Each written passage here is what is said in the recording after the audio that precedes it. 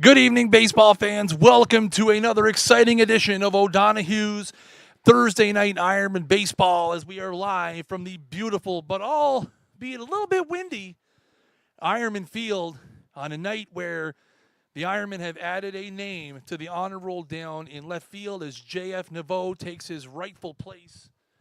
We have the second and third place teams in the New Brunswick Senior Baseball League facing off as your Chatham Miramichi Honda Ironmen coming in with a 13-12 record and a 1.5 game lead over the Fredericton Royals in the standings. The Royals come in 12-14. Again, this is a pivotal game as the teams are jockeying for position down the stretch. We want to thank you for those of you who joined us early for the ceremony. Thank you very much. And we have some developing news down the right field line. As it looks like Jeff Watkin is getting warmed up here in a hurry. Zach Newman was the scheduled starter for the Ironmen tonight, making his second start of the season, coming back from an injury. And we can say that it would look as though that might not be going to happen, as Jeff Watkin, who was scheduled to be the designated hitter tonight, maybe keeping him out from behind the plate for this exact reason. It is a cold, brisk night here. Even though it is early August, I mean, it is windy and cold. The temperature at game time is getting down there in the high teens. And like I said, it would look like at this point that Zach Newman might be scratched from his scheduled start here. Again, we don't have anything official, but Jeff Watkin is getting warmed up down the lineup in a hurry. And we will bring you more information on that as we get set for first pitch. We're a little out of sorts here with the scheduling tonight, again, because of the honor roll ceremony. And again, congrats to JF, Frankie Naveau, for taking his rightful place in the Ironman honor roll. If you were here for that on the stream, we thank you very much for tuning in. If you missed it, you can go back to the beginning of the video and watch it, or we will have it available on the Ironman YouTube page tomorrow. That's youtube.com/Chatham Ironmen. So make sure you go over there to check it out. We have the lineup cards being exchanged. And again, I believe the reason for the delay is we have a last-minute change as the umpires and the coaches, both Kevin Bowes and Kirk Cornell, going over the information here.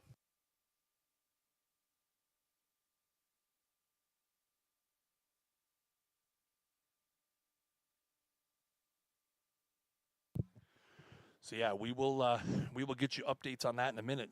So a bit of a negative start here for the Ironmen, as it would appear that Zach Newman will be scratched from this start. Newman made his season debut here a few weeks ago, throwing 3 scoreless innings and staying within his 40-pitch limit. And again, he was advertised as the starter. And I know we can't pick it up with the camera, but Jeff Watkin is taking some final warm-ups down the line. And it would appear, as you can see, the meeting of the minds here at home plate, just given a little bit of a delay, I think, to give Watkin time to get sufficiently warmed up before we get going here. Once we do get going, let's take a look at the lineup for the Fredericton Royals. Adam Esty is leading off and playing second. Craig Oliver is batting second and playing short. Jordan McDonald, the third baseman, is batting third. Colby Lyle, the starting pitcher tonight for the Fredericton Royals, batting in the cleanup spot. Nick Hoyt is catching tonight and batting fifth. Josh Dennis is playing first and batting sixth. Matt Munn is the left fielder batting seventh. Thomas Hoyt is the center fielder batting eighth. And Jack Ryan is the right fielder batting ninth. And again, it would appear that they will be facing Ironman starter on an emergency basis, Jeff Watkin.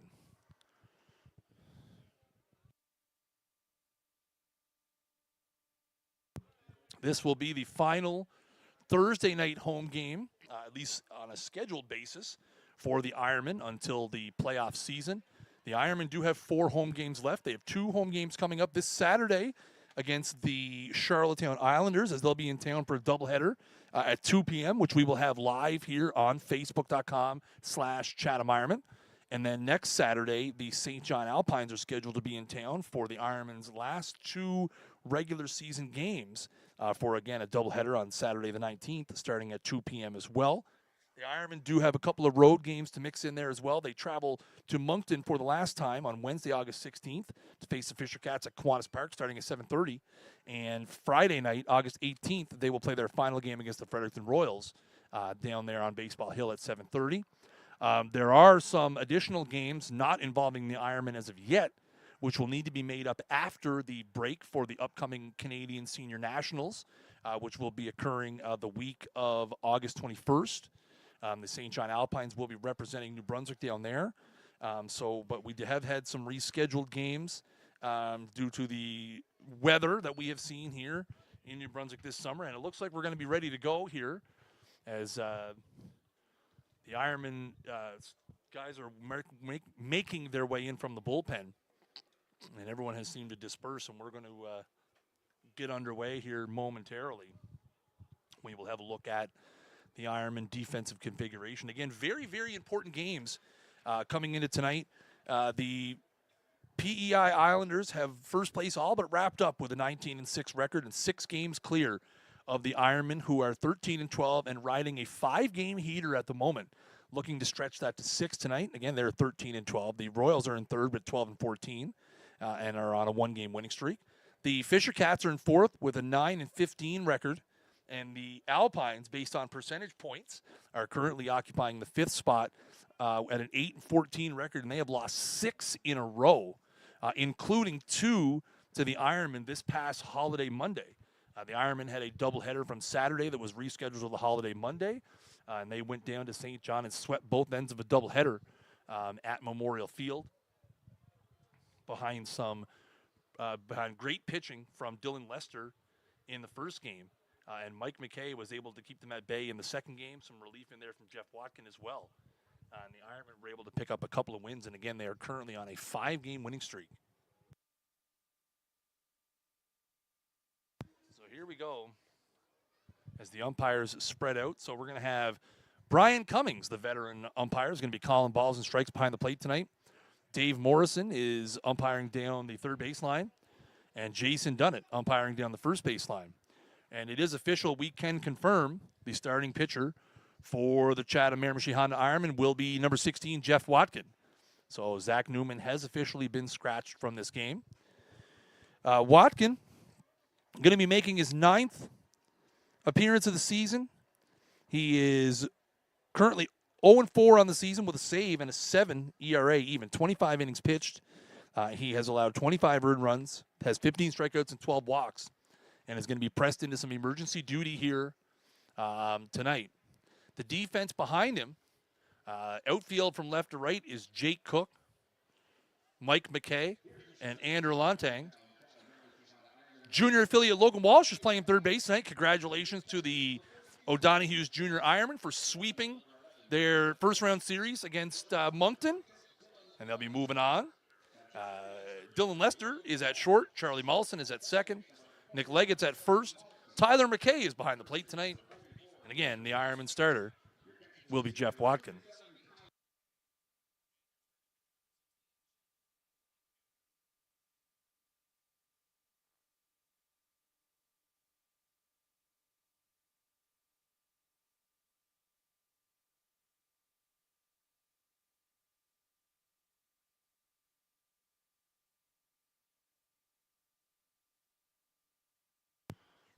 And as always, we would like to thank O'Donoghue's Irish Pub for sponsoring the stream tonight. And a big shout out to our guys at Elitecast Media for bringing you all the sights and sounds, including the honor roll ceremony, which they were able to problem solve with very little short notice. So big thanks to the guys there. And Watkins going to throw his last warm-up here, and we're going to be underway here on O'Donoghue's Thursday Night Ironman Baseball. Again, a key game here. A win for the Ironmen, and they can move to 2.5 clear of the Royals and in a very secure second place. And a win for the Royals would do a couple things, close the gap between them and the Ironmen to half a game, and would also extend the distance between them and the 4th and 5th place Fisher Cats and Alpines, which, again, the key to the New Brunswick Senior Baseball League is avoiding the 4-5 game. And we're ready to go here as Adam Esty is going to step it in for the Royals. Esty on the season hitting .388. Good enough for 6th in the New Brunswick Senior Baseball League coming into play tonight. 31 hits on the season. And here comes the first pitch. And it's in there just outside for a ball. Esty filling up the stat sheet this year. He's got 3 home runs, 18 RBIs, 14 stolen bases, 15 walks. Having a great, great season is the Royals' leadoff hitter. Here comes the 1-0 from Watkin. And that is just outside for ball 2.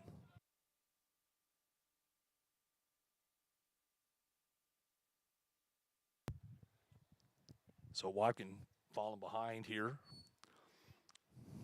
2-0. And that is high for ball 3. And again, you have to sympathize a bit with Watkins' situation here, hoping to have the night off, get into the lineup as a designated hitter, and then all of a sudden you're on the hill. Here comes the 3-0, and that is in there for strike 1. So 3 balls and 1 strike here to the Royals' leadoff hitter, Esty.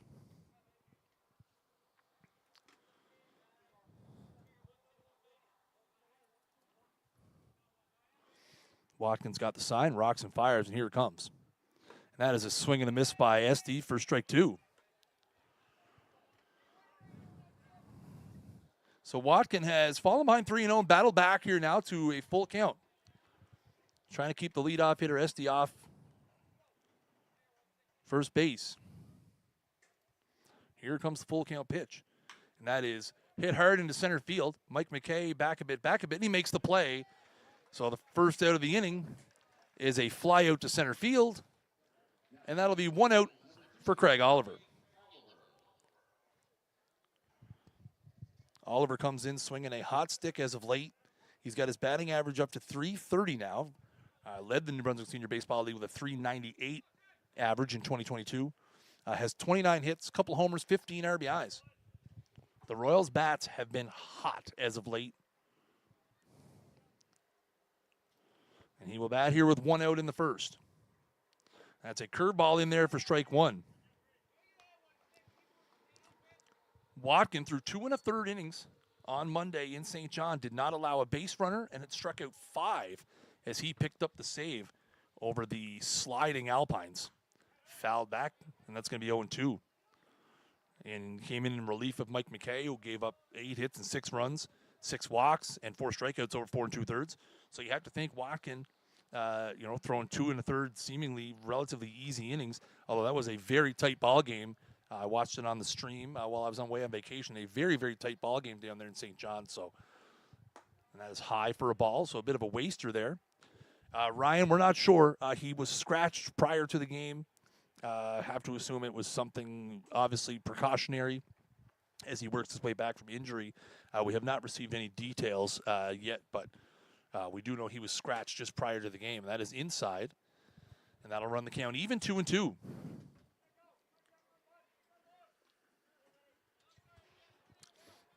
And it is a chilly August night here at Ironman Field.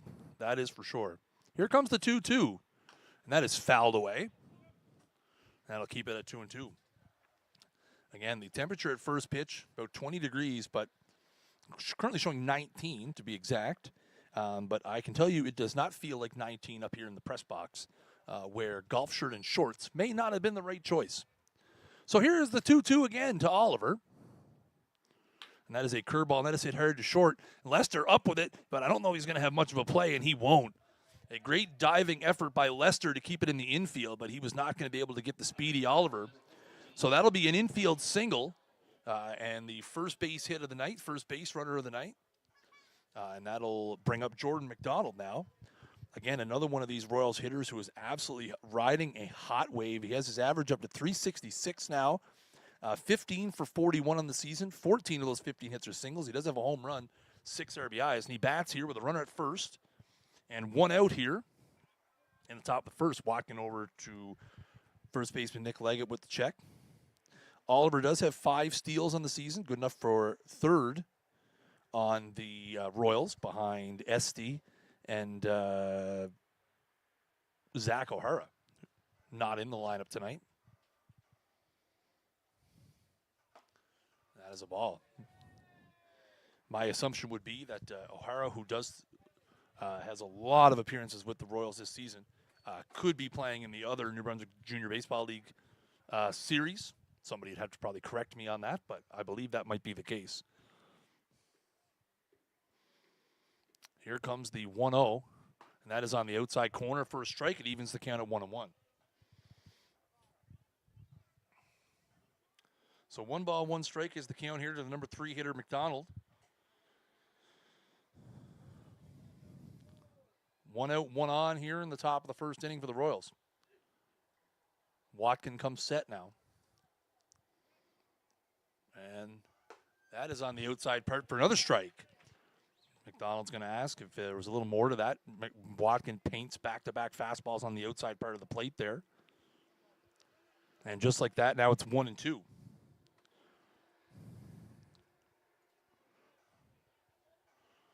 Watkin with a long look over to first, and he's going to throw over. Oliver back. Again, the Ironmen a little shorthanded in the arm department with McKay and Lester pitching over the weekend. Zach Goss still away from the team for another few days. We'll see how coaches Kevin Bowes and Terry Leggett manage to get through this one tonight. And that's fouled back, and that'll keep the count 1-2.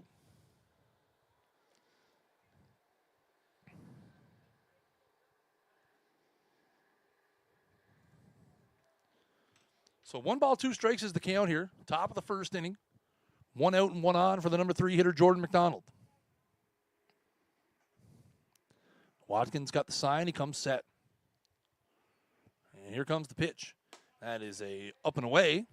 Trying to get him to chase. McDonald not having it, and that's going to even up the count at 2-2.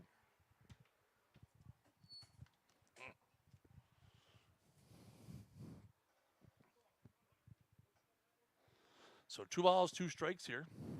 Oliver with I'd say a slightly above average lead over at first. Not going. That is fouled out of play, and that'll keep the count 2-2.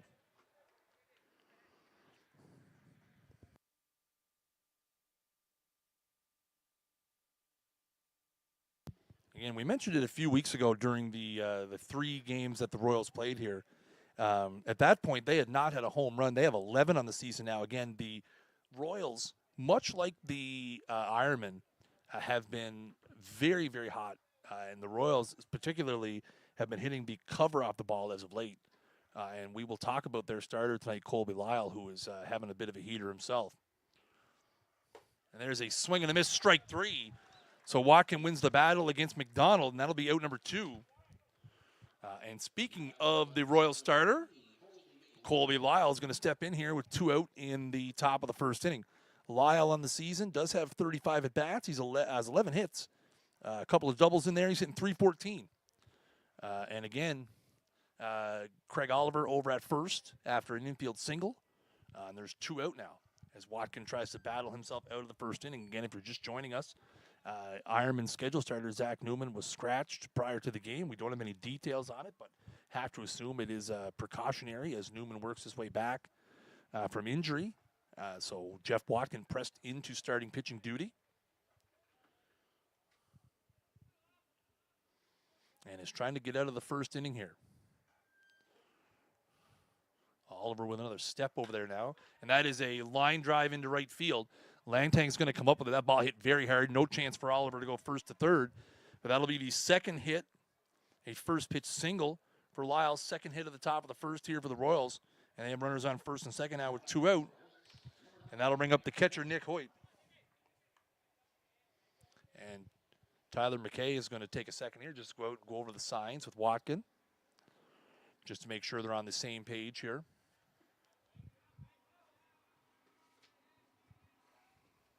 So we got that straightened out. So first and second here with 2 out. Hoyt on the season hitting .235, 16 for 68. He does have a home run and 7 RBIs, and bats with a couple on here and 2 out.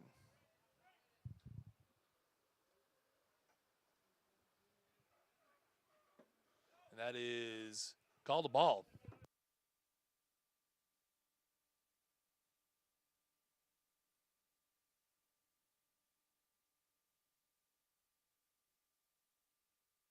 So 1-0. A little bit of dancing around by Oliver to second. That's on the outside part, but called the ball.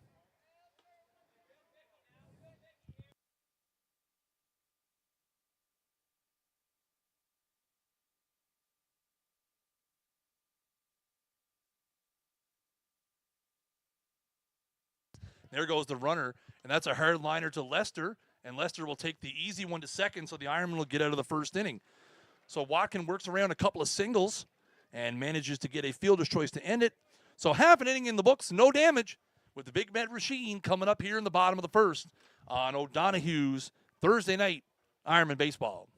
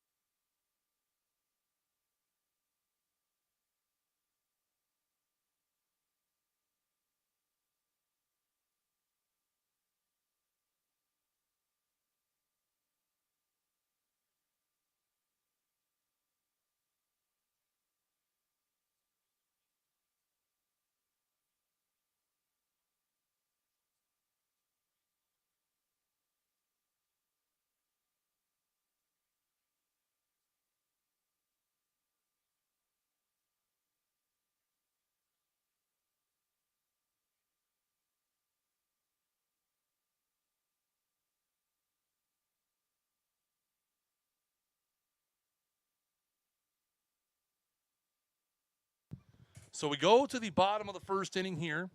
Let's take a look at the lineup that the Ironman will be sending out there tonight. Leading off will be the center fielder, Mike McKay. The pitcher, Jeff Watkin, will be batting second. The shortstop, Dylan Lester, batting third. The first baseman, Nick Leggett, batting fourth. Tyler McKay, the catcher, is batting fifth. Jake Cook, riding a hot wave right now. The left fielder, batting sixth. Logan Walsh, the third baseman, is batting seventh. Andrew Lantang, the right fielder, is batting eighth. And Charlie Mulson, the second baseman, is batting ninth.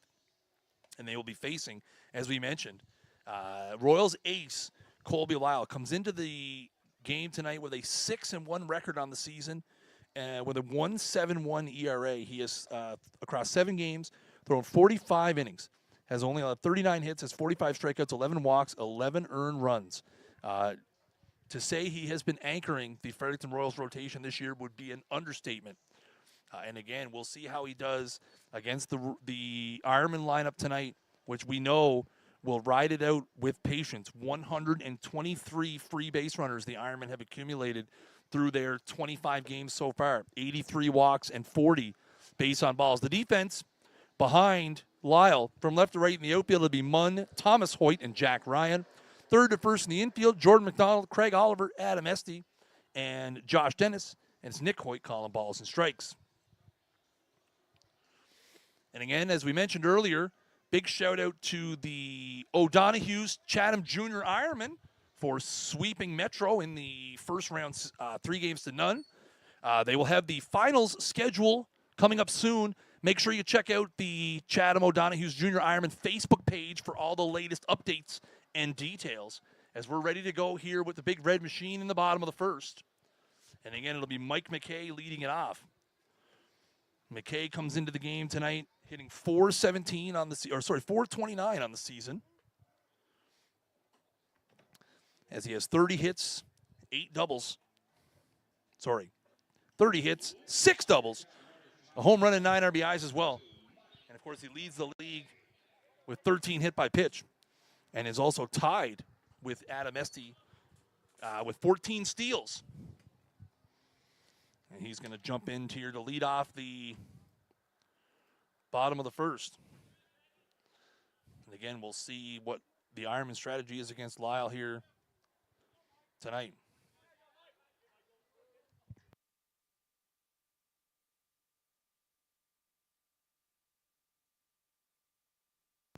So here we go. Lyle's got the sign, and we're going to rock the first pitch here. That is in there for a strike, as Lyle goes right to the slide piece. And we will see if Lyle leans on that. He has a great off-speed pitch, and we'll see if he leans on that here tonight. Mike squares around. That one goes all the way to the screen, and that's going to be a ball. Evens the count at 1-1.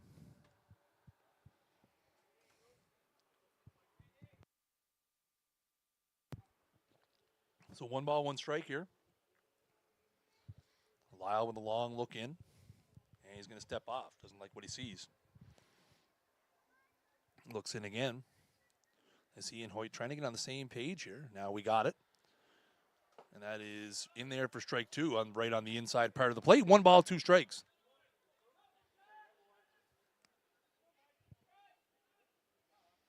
So 1-2 is the count here to McKay to lead off the bottom of the first for the Ironmen. And that is outside for a ball.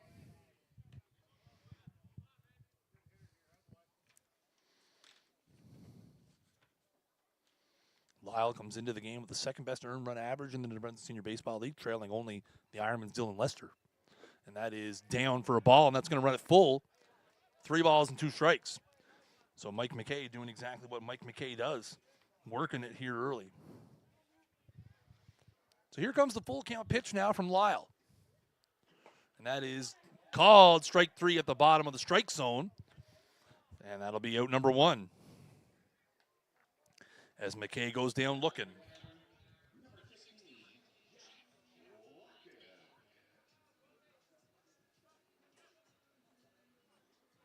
So that'll bring in Ironman starter Jeff Watkin. Watkin hitting .239 on the season. Does lead the New Brunswick Senior Baseball League with 23 walks. Let's see what he can do here. And that is high down the right field line. A long run for Esty. And he makes the play. A great play out there by Adam Esty as he makes a diving play in foul territory. Put a star next to that one. A great play by Adam Esty there for the second out of the bottom of the first inning here, and that'll bring up the shortstop Lester. Lester coming in. He's doing it on both sides of the ball, hitting .412 on the season. He's 21 for 51, has a homer, and 21 runs batted in. And that's in there for strike 1. He is quickly catching up to teammate Nick Leggett, who leads the league with 27. And that is outside for a ball. Evens the count at 1-1. One thing about Lyle, he likes to work quick when he gets in the zone.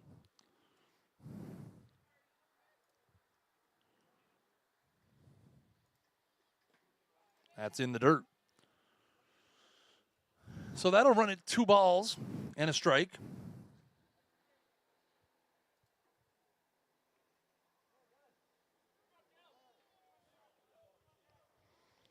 So 2-1 here to the Ironman number 3 hitter Lester.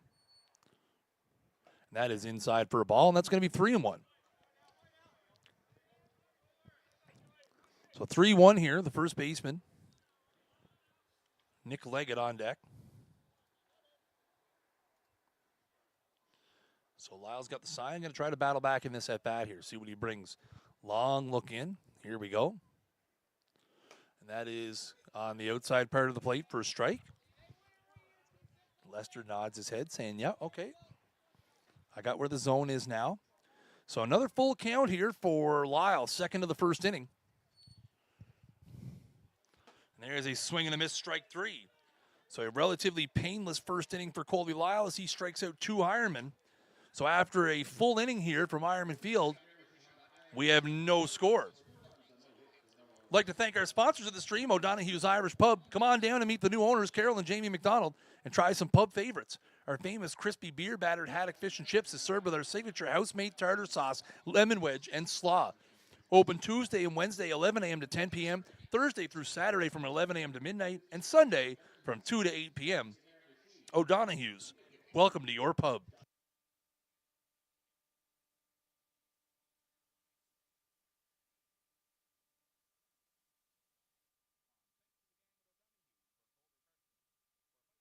Award-winning menu. Check out O'Donoghue's.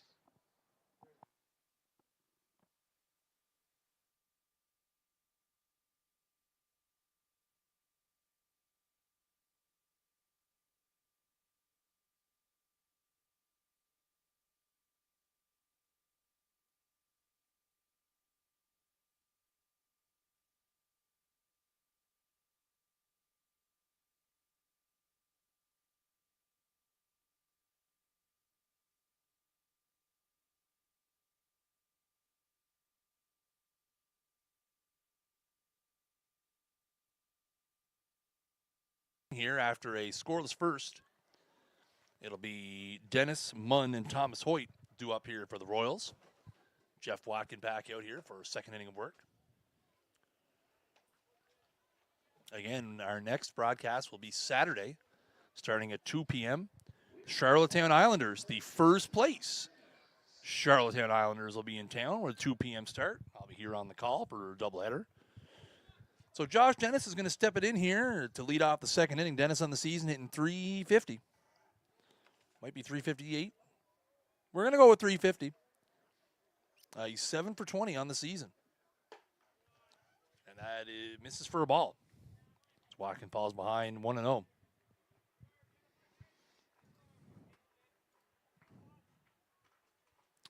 So 1 ball, no strikes here. That is in there for strike 1. So that'll even the count. 1 ball, 1 strike.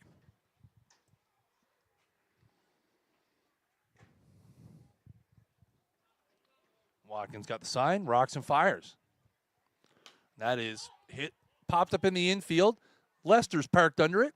He's got a parking pass, and he makes the play for out number 1 here in the second inning. A little F6 to start it off. Dennis is retired. And that'll bring up Matt Munn. Matt Munn hitting .205 on the season so far. He's 9 hits. He's got a double and 6 RBIs mixed in there as well. He's going to bat here with 1 out in the top of the second inning. Here comes the first pitch from Watkin, and that is a swing and a miss for strike 1. Looked like Watkin took a little something off there, a little change piece for strike 1. Here comes the 0-1. That is just high for a ball. So that'll run it to 1-1.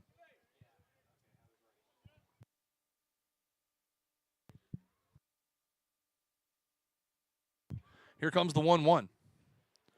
That is inside for a ball. Munn checks his swing. No appeal. So 2 balls, 1 strike now.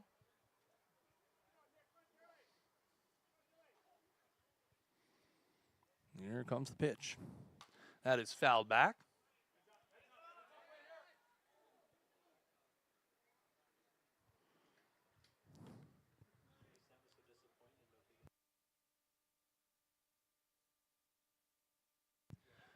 So 2 balls, 2 strikes to count here to the left fielder Munn. 1 out here in the top of the second inning.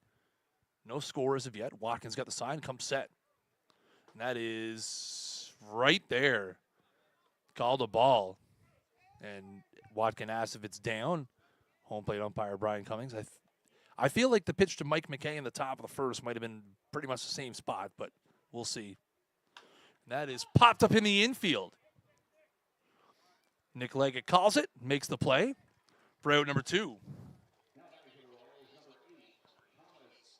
So a couple of pop-ups in the infield here, and there's quickly 2 out here in the top of the second inning. That'll bring up Thomas Hoyt.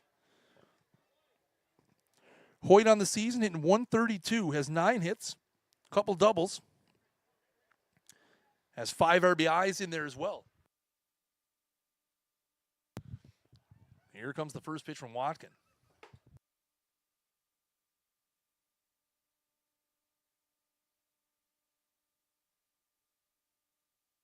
So 1-0 is the count here. Here it comes. There's a swing and a miss.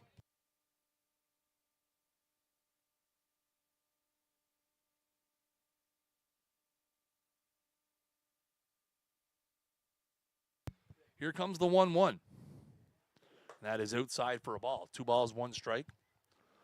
So again, you got Hoyt and Ryan here, rounding out the Royals order.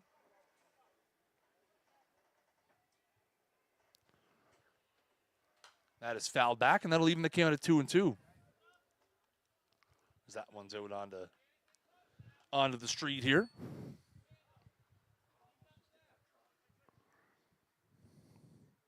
So 2-2's the count here. 2-2, 2 out in the top of the second.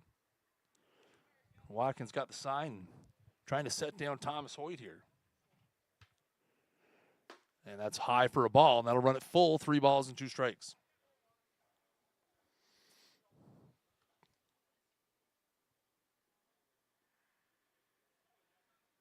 Here's the 3-2, and that is grounded to first. Leggett with the play. The flip to Watkin. So a nice little 3-1 to end the inning. So the Royals go in order here in the second as they don't put any runners on. 1.5 in the books here. We've got no score on this special edition of O'Donoghue's Thursday night Ironman baseball. And again, a big shout out to J.F. Naveau for taking his rightful place out on the Ironman honor roll in left field.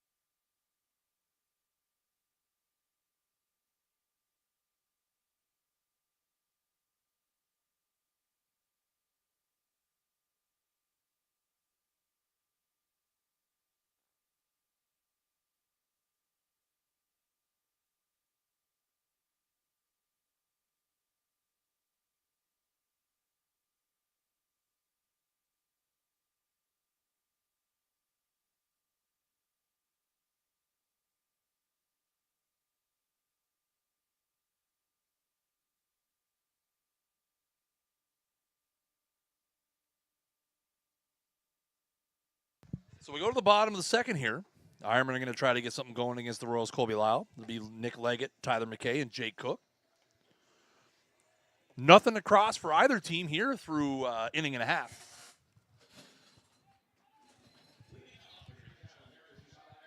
So Leggett's going to step it in here. Leggett coming into the game tonight, hitting .417. Leads in the Brunswick Senior Baseball League with 27 RBIs. Has 8 doubles amongst his 30 hits. And he's going to try to get something going here to start off the Ironman second. And again, it'll be Leggett, McKay, and Jake Cook. All three of these guys riding hot streaks at the moment. That's a curveball, misses inside for a ball. Cook may be the hottest of those after a 4-for-4 game here the other day.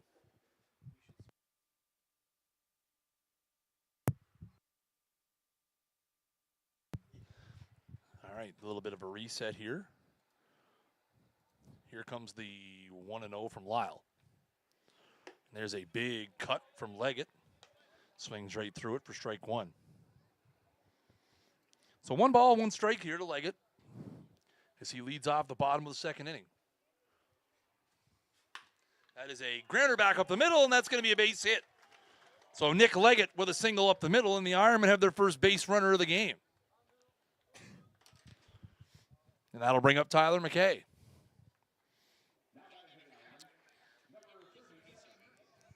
McKay having a heck of a season, hitting .338 on the season so far, 22 for 65. Has 3 doubles and a home run and 15 RBIs mixed in there as well. He's going to try to get something going here for the Ironmen in the bottom of the second as the leadoff man is on. And see if he takes advantage of that big hole on the right side. We have seen McKay a couple times this year poke that through. That is in the dirt. Hoyt with the nice block.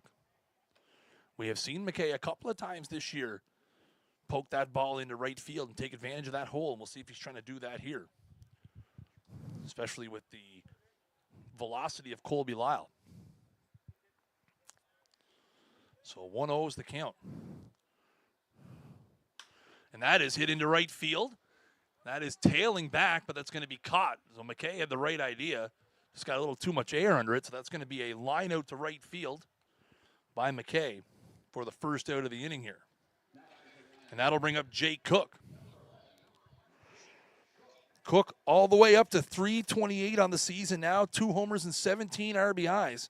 A couple of doubles in there as well. And again, he has been hot as of late.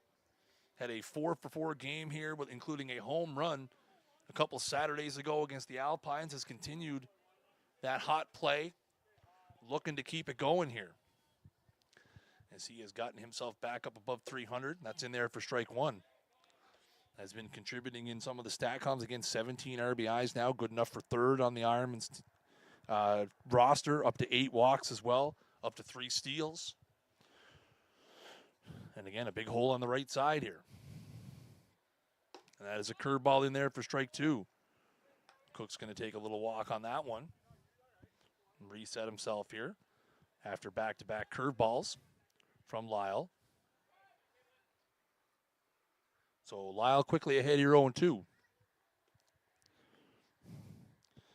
Lyle's got the sign, a little slide step, and that's a number down to third base. This is going to be a tough play. They're going to go to second for 1. That's all they're going to get. So a 5-4 fielder's choice will erase Leggett. So Cook will reach on the fielder's choice. Nice play there from McDonald to SD to turn 1. No chance they were going to get the speedy Cook. So that's 2 out now for Logan Walsh. The junior affiliate is 10 for 29 on the season. Good enough for a .345 with the big club. Again, fresh off helping his junior Ironman sweep the Metro Mudcats in a best-of-5 series. 3-0. That's in there for a strike. Pitch that looked like it might have been inside. Again, check out the O'Donoghue's Junior Ironman Facebook page for details on when the final schedule will be released. I believe they're still waiting for the other series to be completed, which would also explain some of the absences of affiliate players from the Royals lineup tonight. And Cook is picked off at first, and he's going to run to second. Now where he's in a rundown. So we got the bit of a pickle here. Lyle backing up, and we're going to go back to second and back to first, and they're going to get him. So Cook is picked off on the, I'm not even going to try to score that, 1-3-6, 1-4, whatever. But Cook's picked off at first, and that's going to end the Ironman inning on a bit of a low note. So the Ironmen do get a runner on, but don't make anything happen. So 2 complete innings in the books here from Ironman Field, and it is no score. Tonight's game is sponsored by O'Donoghue's Irish Pub. Patio season is in full swing still, even on a crisp night like tonight. Enjoy a hot meal and a cold drink on the Water Street patio overlooking the beautiful Miramichi River, a great place to meet family and friends. Open Tuesday and Wednesday, 11 a.m. to 10 p.m., Thursday through Saturday from 11 a.m. to midnight, and Sunday from 2 to 8 p.m. O'Donoghue's, welcome to your pub.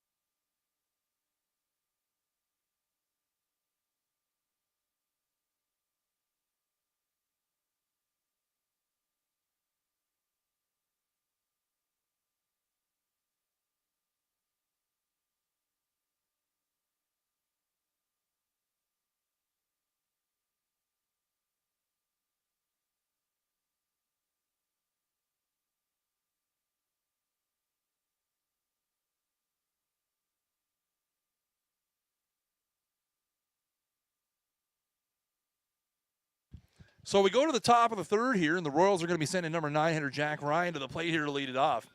And then they'll turn it around to the top of the order for SD and Oliver. No score here through 2 innings.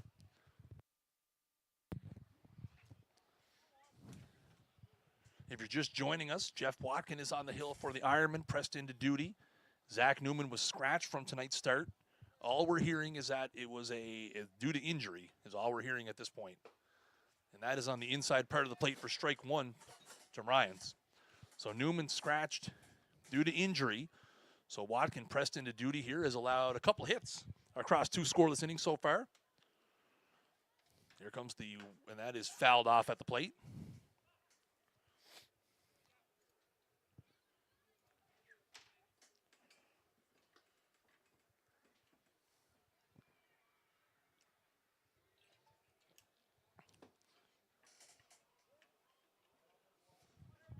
So 0-2 is the count here to Ryan.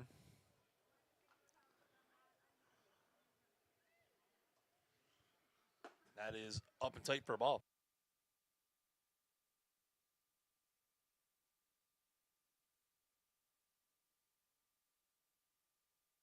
So 1-2 is the count here to Ryan. Ryan comes into tonight with a 107 batting average on the season. That's fouled back. He has 28 at-bats, only 3 hits. One of those is a triple. He does have some wheels for sure. We've seen him here a few weeks ago. Again, one of those guys that not afraid to lay down a bunt. And maybe even here with 2 strikes as Logan Walsh giving him a lot of distance at third. And that is right there, called strike 3 for the first out of the inning. So a backwards K to start for Watkin, his second strikeout of the game. And that's going to turn it back over to the top of the order for the Ironmen, or the Royals. Easy for you to say. Esty flew out to center field on a pretty hard hit ball his first time. Again, the wind is blowing pretty hard here tonight. And that is just outside for a ball. And based on how it feels up in the press box here, I'm going to guess the wind is blowing in. It has been quite windy most of the afternoon here, and that is outside for a ball as well. When we're looking at the flags, we do see to be getting a little left to right breeze, but again, we know it swirls in from the trees and right. And that is in there for a strike, so that'll get it at 2-1. So we will see if that comes into play. We have seen the wind play a factor in some games here at Ironman. We'll see if that happens here tonight. 2 balls and 1 strikes to count to Esty. There's a swing and a miss for strike 2. A little change up there from Watkin. Has Esty out in front. That evens the count up at 2-2.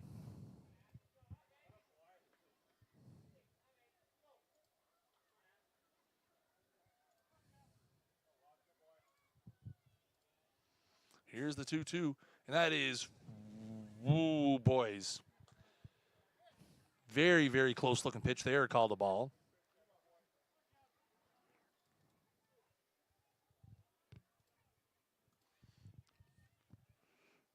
And that is outside for ball 4. So Esty works a walk on several very close pitches. So the Royals will have a runner on here with 1 out in the top of the 3rd, and that'll bring up Oliver, who singled his first time. Yeah, infield single, hit a ball to short that Dylan Lester made a great diving play on, but was unable to convert it. Again, the speedy Oliver going down the first base line.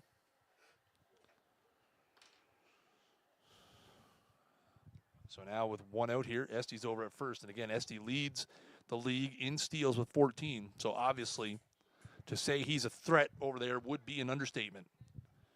So we'll see what kind of tactics Watkin, McKay, Leggett, and Malson, the 4 men who are going to be involved in any sort of steal play here, put in to try to curb that threat. Watkin with a long pause here and a slide step, and that is high for a ball. Esty with a giant secondary lead over there. He was a good 6-8 feet past the end of the cutoff. You might be able to see it here on the right side of your screen. Keep an eye out over there. So 1-0 is the count here to Oliver, and that's going to be a throw over to first.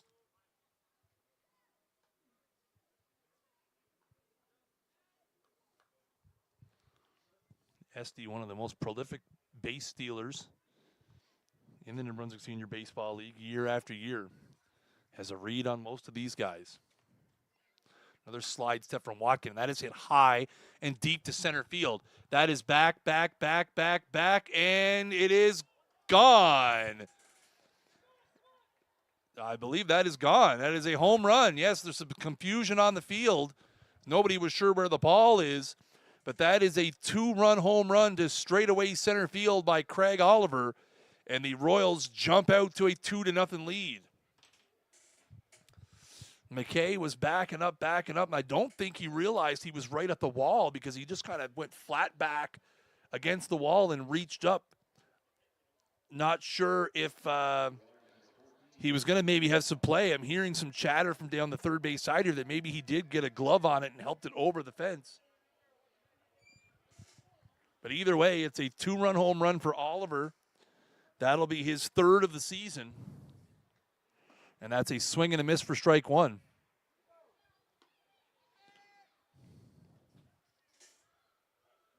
So just like that, 2-0 Royals. as Oliver goes to dead center field for a 2-run shot. That is fouled back, and Watkin quickly answering with a 0-2 count here to McDonald. McDonald struck out his first time. Is quickly down 0-2 here this time. See if Watkin can bounce back from that home run. Again, we were concerned about the wind, and that one was up really high.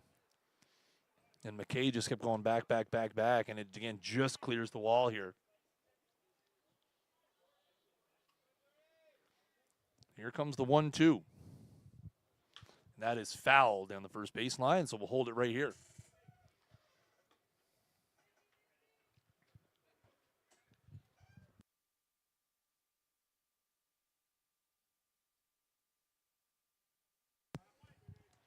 So the count is still 1 balls and 2 strikes here to the Royals' number 3 hitter.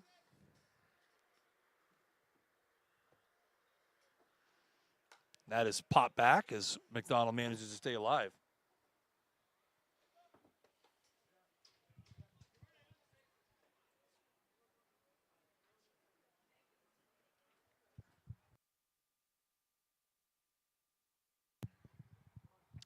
So 1 ball, 2 strikes, still the count here to McDonald. And that is fouled back again. McDonald staying alive in this at bat here. Several foul balls here in a row. So the count remains 1-2.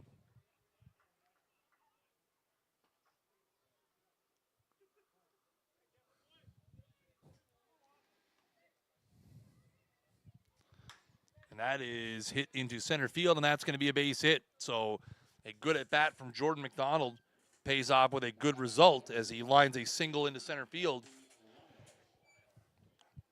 So the Royals started up again here with 1 out in the top of the third. They've already pushed 2 across on the Craig Oliver home run. And now they have a runner over at first as Jordan McDonald singles, and that'll bring up Colby Lyle, who singled his first time on a hard hit ball to right field on the first pitch he saw.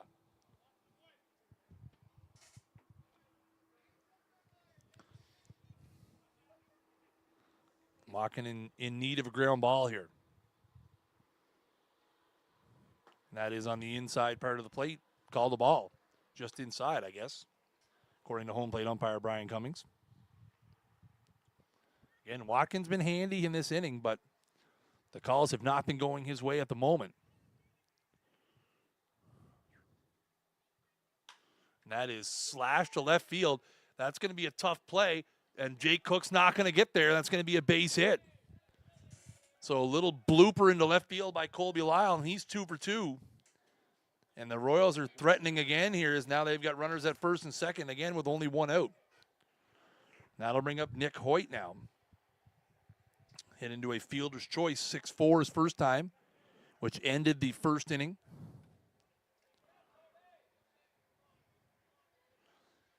Again, Watkin could use another ground ball here from Hoyt. That is down for a ball. So again, Watkin, who threw 2 1/3 on Monday in St. John. 2 1/3 into this game so far. And that is a foul ball.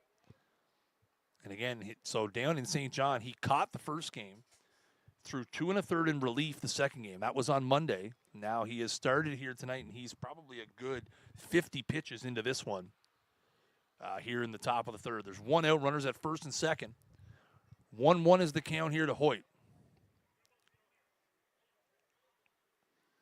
As he has a look back to second. And there's a swing and a miss from Hoyt out of chasing a ball down in the dirt.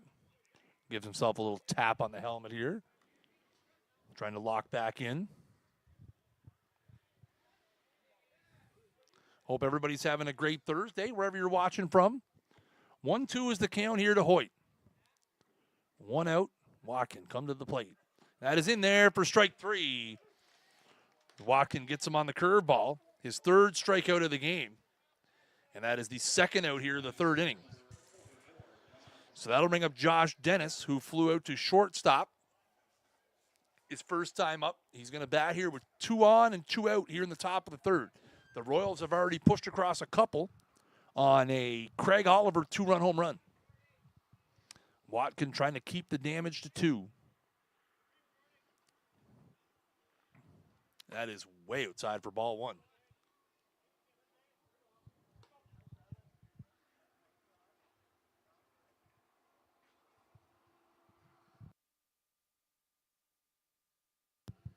So 1-0 is the count here. That is on the outside part of the plate for a strike. It evens the count at 1-1.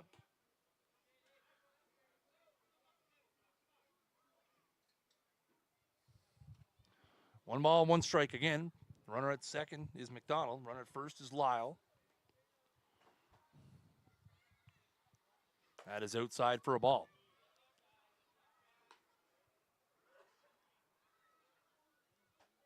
So that runs it now to 2-1.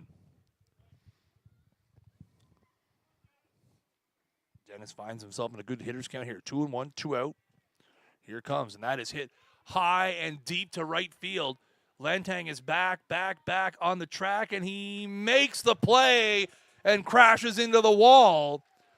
So a great running play there by Andrew Lantang will end the inning, but the Royals do get 2. Craig Oliver hits his 3rd home run of the season, a 2-run shot. So after 2.5, it is Fredericton Royals 2, your Chatham Miramichi Honda Ironmen, no score.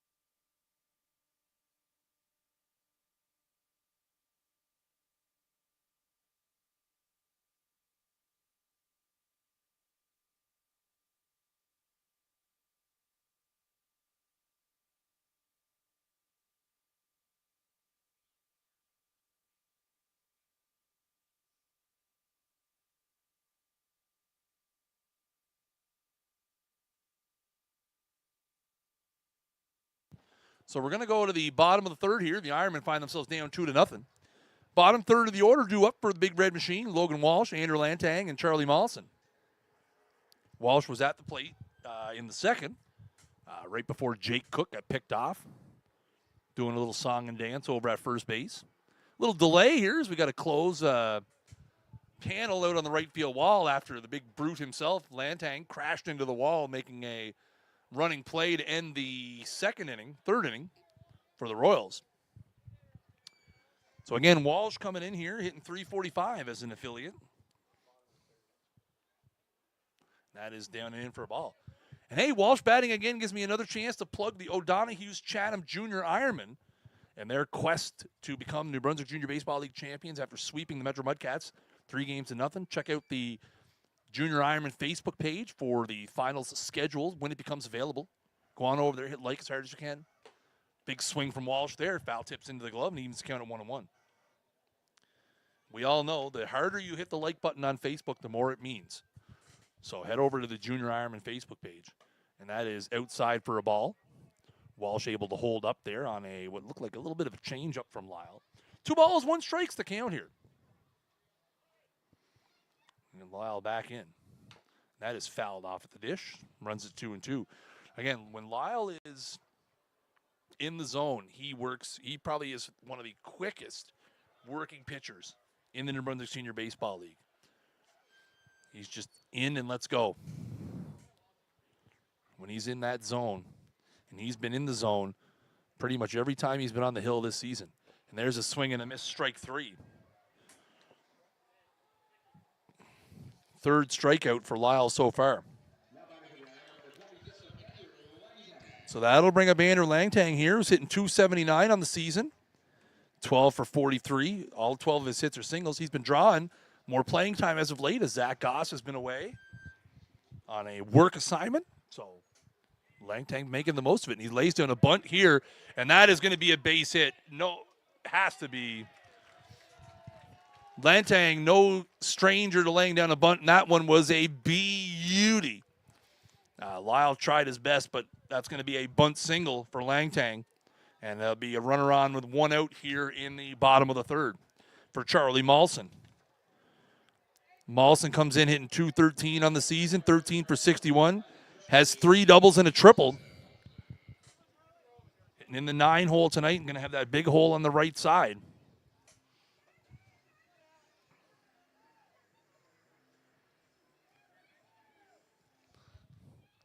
Langtang with a decent lead over at first, and that is in the dirt. Hoyt scoops that up. 2-0 here in the bottom of the third inning. Both runs have scored on a Craig Oliver 2-run home run in the top of the third over the dead center field wall. 1-0 is the count here to Mawson, as Lyle now has a base runner to contend with. That is hit right back to Lyle. 1-6-3, and that is the easiest double play you're going to see turned probably tonight. A textbook 1-6-3. And once again, the Ironmen have runners on, and once again, they go in order. 3 complete innings in the books, and it is the Fredericton Royals 2 and your Chatham Miramichi Honda Ironmen no score. Tonight's stream is sponsored by O'Donoghue's Irish Pub. Check out our summer menu and try the classic Reuben, a pub favorite grilled to perfection. Corned beef shaved thin on marble rye with melted Swiss cheese, sour cream, and just a smidge of dressing. Served with fries or salad and a dill pickle. Open Tuesday and Wednesday, 11 a.m. to 10 p.m., Thursday through Saturday, 11 a.m. to midnight, and Sunday from 2 to 8 p.m. O'Donoghue's, welcome to your pub.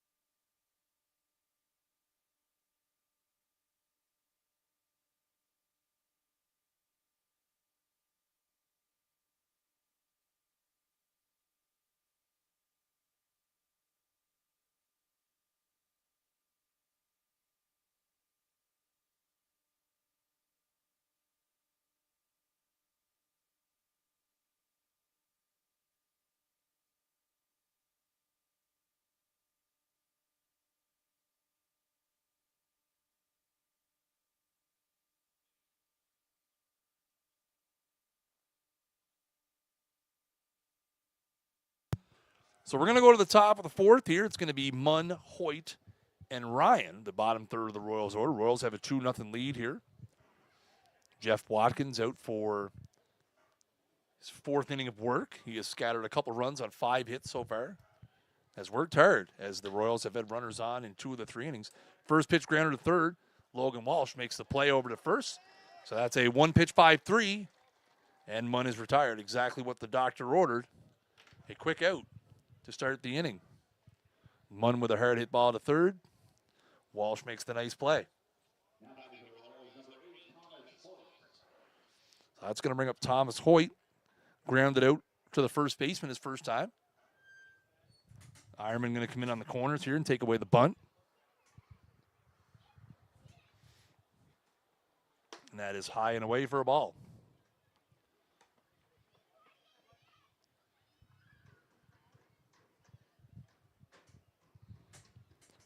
Here comes the 1-0. That is in the dirt for a strike. And I'll tell you, it does not. I look out on the good-sized crowd here. Again, the honor roll ceremony.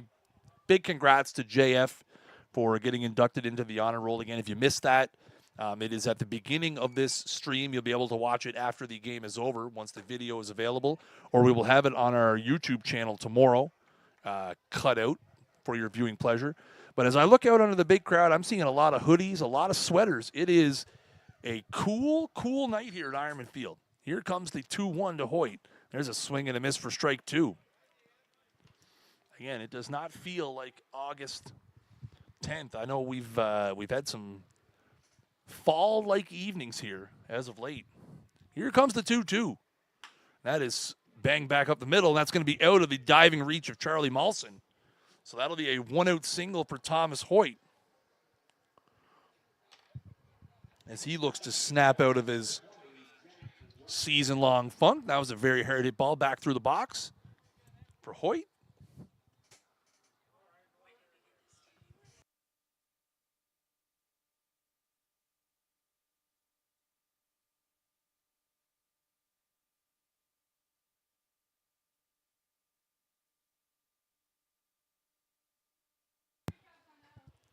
So here, and Watkin with a throw over to first. Checking on Hoyt. So that'll bring up Ryan. Ryan struck out looking his first time. Again, he bats here with 1 out and 1 on. And the dangerous top of the Royals order looming.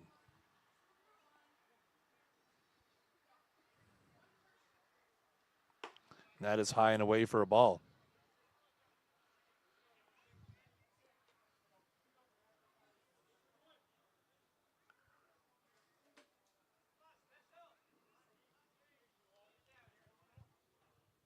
Coach Cornell going through a sequence of signs over there as we'll see if try to get something going again. A pretty stark difference between the top 4 and the bottom 5 of the Royals order. The top 4, Esty, Oliver, McDonald, and Lyle, have been white hot as of late. And I think coaches Cornell and Wilson hoping somebody in that bottom, there's a runner going, that's in there for a strike, and that's a throw down, and that's going to be a stolen base for Hoyt. But as I was saying, I think they're hopeful that somebody from that bottom half of the order kind of breaks out and heats up a little bit. The more guys you have on a heater, the better your chances. And so now a single from Hoyt and a stolen base, and he's in scoring position here with 1 out. As the bottom of the order for the Royals trying to put something together. So 1-1 is the count here to Ryan, as that pitch was a called strike. That is high and away for a ball.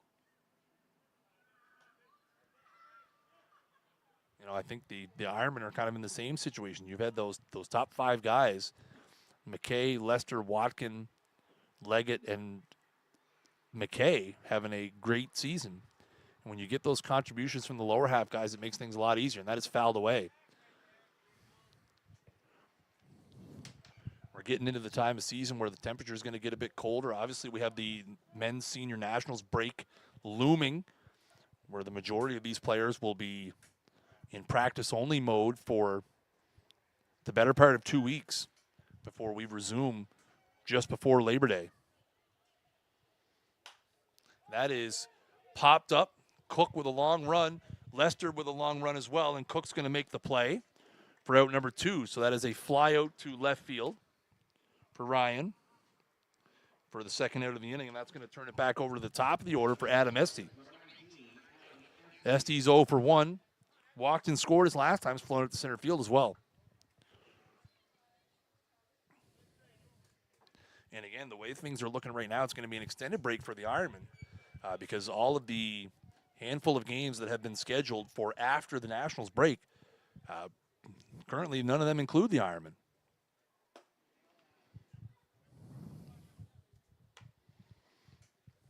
That one misses for a ball. Currently, there's 3 games scheduled for after the Nationals break. Saturday the 2nd, Charlottetown and St. John will play a doubleheader. Sunday the 3rd, Moncton and St. John will play what could end up being a very pivotal game. And that is away, and McKay is not going to have a play at third. So the runner moves up.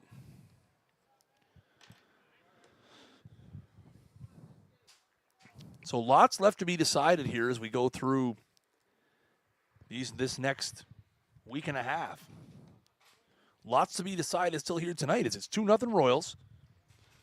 2-0 is the count here to the leadoff hitter Adam Esty. Top of the fourth inning. Runner over at third. And that is on the outside corner for a strike.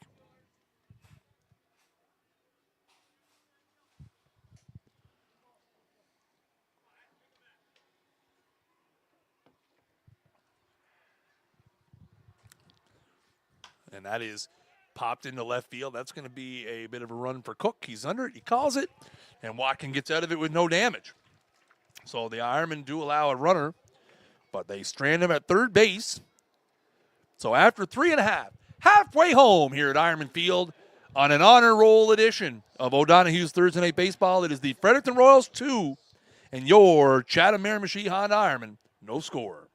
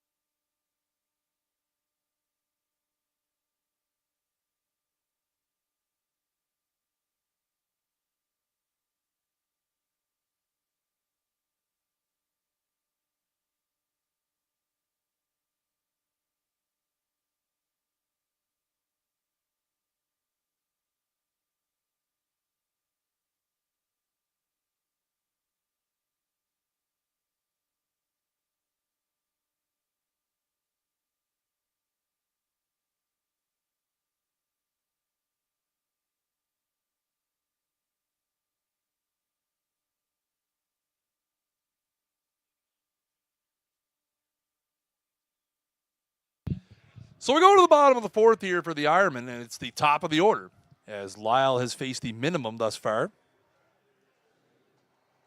It'll be McKay, Watkin, and Lester as the guys try to get something going here.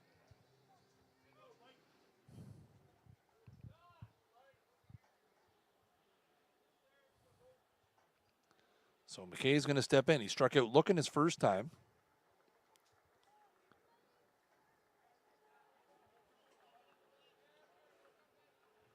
And here comes the first pitch. That is outside for a ball. Lyle has been sharp so far. He has allowed a couple of hits, has struck out 3, has also picked a runner off, was the front end of a double play. That's on the outside part of the plate for a strike.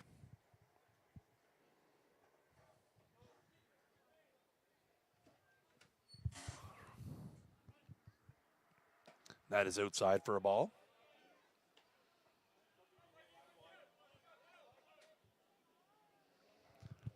So 2 balls, 1 strike's the count here.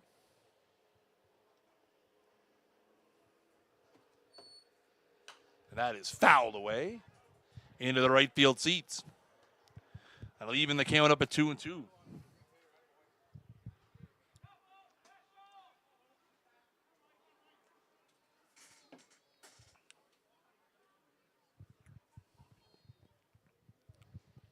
So here comes the 2-2. Lyle's got the sign. Any quick pitches. That is inside for a ball.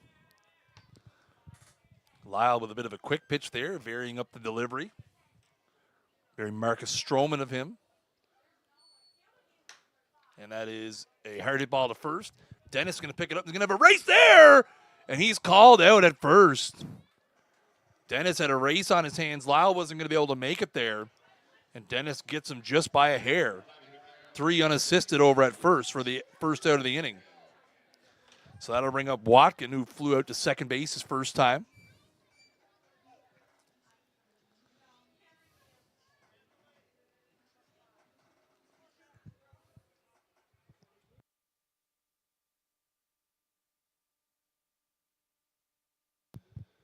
So Watkin steps in here. First pitch from Lyle. That is in there for a strike. And quickly springing out of the dugout for the Ironmen after being retired at first is Mike McKay and backup catcher Jaden Humphreys. So Mike McKay going down the line to try to get warmed up here in a hurry. As the Ironmen with the scratching of schedule starter Zach Newman in the absence of Zach Goss, trying to scramble through the latter half of this ball game here, it would seem. And that is inside. Have to think they would want to avoid using Dylan Lester, who threw a complete game on Monday and will likely start against the Islanders here on Saturday. Likely think they would want to avoid using Nick Leggett as well, who pitched here a week ago tonight. And that is a hard hit ball by Watkin. High and deep to right center field. At the track, at the wall, and it is a bouncer, and it's off the wall. Watkins around second as Hoyt makes a circus of it out there. And that is going to be a stand-up triple for Jeff Watkin. That's just what the doctor ordered. As Watkin hit that ball, and it just kept tailing away from the center fielder Hoyt. And then I think it took an awkward bounce, and he had some trouble with it out there. And that allowed Watkin to get to third with ease. Looked like it just short hopped the wall, and then I think Hoyt maybe got a bare hand on it. A little hard to see out that far with this lighting, but looked like he got a bare hand on it and might have bobbled it just a little bit, which allowed Watkin to get the extra 90 feet, which is crucial here because now Dylan Lester is up with a runner at third and one out. Struck out swinging his first time, and looks like the Royals are going to play back here and concede the run. So Lester just having to put something in play on the ground here past the pitcher. And that is a base hit into center field, and the Ironmen are on the board. And that's going to be booted by the right fielder. Lester's going to go for second. Here comes a throw, and he's in there safely. So we'll see how they score that in the outfield. That could be a single and an error or a double, but either way, it's an RBI for Dylan Lester, and the Ironmen are on the board. It's 2-1. They're going to score that a double all the way. Again, a little slasher into right center. The right fielder, Ryan, overran it. The center fielder, Hoyt, did a great job covering. But it was enough to allow Lester to get into second. So now runner at second here with one out. And that is a broken back grounder to short. Oliver up with it. Takes his time and makes the play over to first. So that will be 6-3 on the putout for the second out of the inning. But that will allow Lester to advance to third. And that'll bring up Tyler McKay here with two out.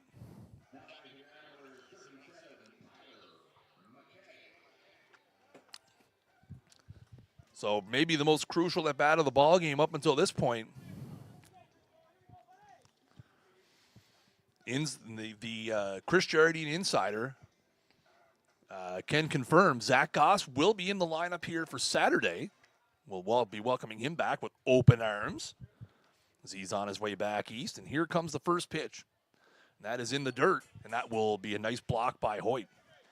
So a crucial moment in the ballgame here in the bottom of the fourth. The Ironmen have scored one to cut the lead to 2-1. Dylan Lester is the runner at third with two out. Jeff Watkin with a triple, Dylan Lester with a double.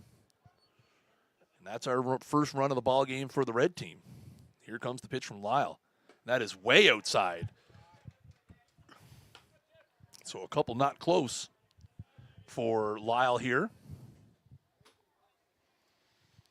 And McKay is in the driver's seat now here, 2-0. And Jake Cook is on deck. McKay's first time up, he flew out to right field on a sinking liner. Nice play made by Ryan out there in that one in the second inning. And that is a big swing and a miss by McKay there. Kind of shakes his head. Don't think that was the one he wanted. So that'll run the count now to 2-1. So 2 balls, 1 strike here, 2 outs in the bottom of the fourth.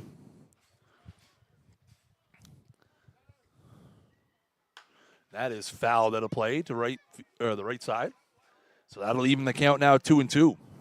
So 2-2 with 2 out here. Dylan Lester represents the tying run over at third base. He drove in the first Ironman runner of the game with a double after Jeff Watkin hit a triple to right center field. Here comes the pitch, and there's a swing and a miss, and that's going to be strike 3 to end the inning. But the Ironmen do get one as Dylan Lester drives in his 22nd run of the season with an RBI double, and the red team is on the board after 4 complete. It is the Fredericton Royals 2 and your Chatham Miramichi Honda Ironmen 1. We'd like to thank our sponsors of the stream, O'Donoghue's Irish Pub. Come on down and meet the new owners, Carol and Jamie McDonald, and try some pub favorites. Our famous crispy beer-battered haddock fish and chips is served with our signature house-made tartar sauce, lemon wedge, and slaw.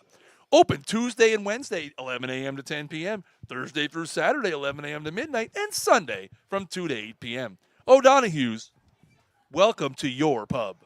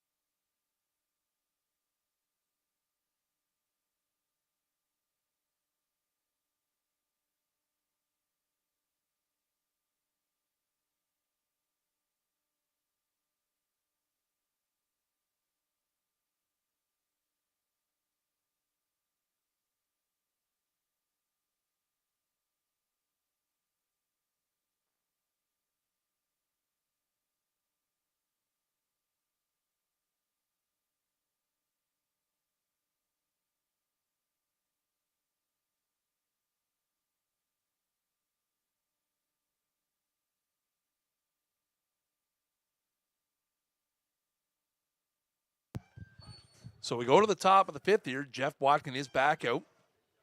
Again, we saw Mike McKay was warming in the middle of that inning after being retired on a 3 unassisted. So we have to assume he's ready to go here should Watkin encounter any trouble.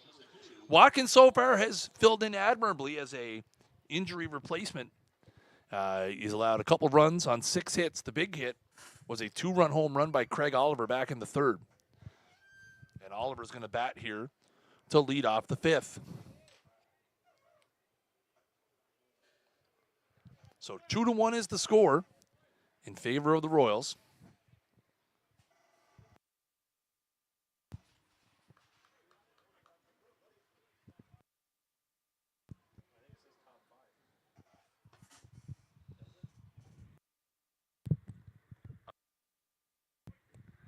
So first pitch is a ball. Here comes the 1-0. There's a swing and a miss by Olivers. He was trying to hit that one to the Willie.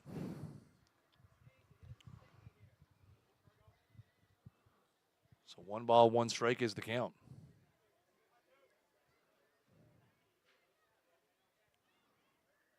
There's a swing and a miss for strike 2. Couple of real big swings there from Oliver. Comes up empty on both. And now it's 1-2.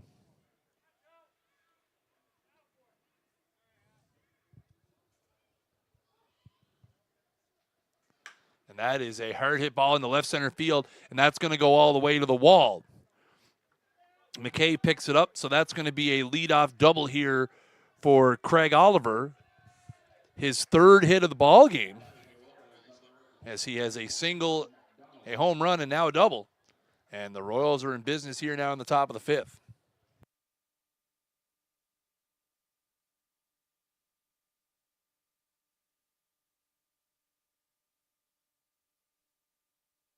So that'll bring up Jordan McDonald, who is 1 for 2 in the ball game so far, has singled and struck out.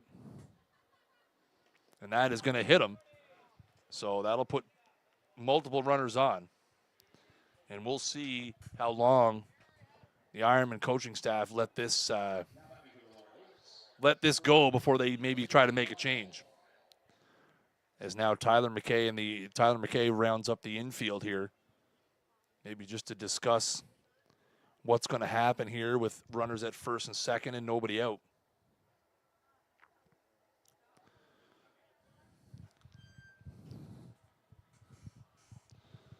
So here we go. That'll bring up Lyle. Lyle is 2 for 2 in the ballgame so far, a couple of singles.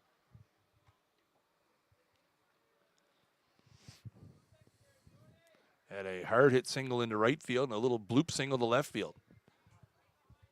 So 2 on and nobody out here to start the 5th inning for the Royals. And that is high and away for a ball. And again, maybe expecting something happening with Oliver out at second. Again, Oliver does have a handful of steals on the season. Be it held closely out there by the shortstop, Lester. Watkin with a long look out before coming home to the plate. And that is slashed foul by Lyle. Evens the count at 1-1.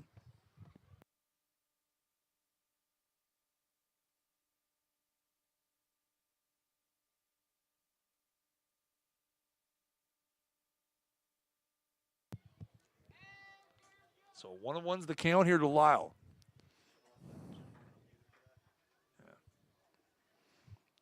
Watkin comes set. Got the sign. To the plate he comes. And that is just outside for a ball. 2 balls, 1 strike.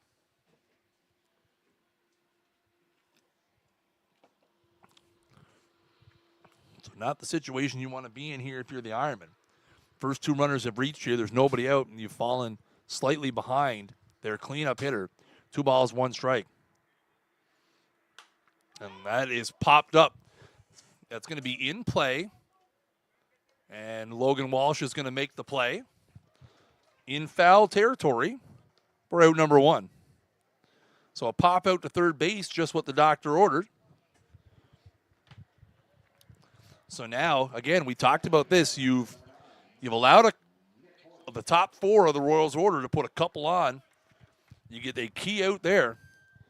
And now you go to Nick Hoyt. He's 0 for 2. He's into a fielder's choice and struck out looking. And the Ironmen are a ground ball away from maybe getting out of this inning. Watkin with a long look out to second here. And that is high for a ball. Charlie Mawson, the second baseman, dancing in and out up there. Maybe trying to see if Oliver had anything on.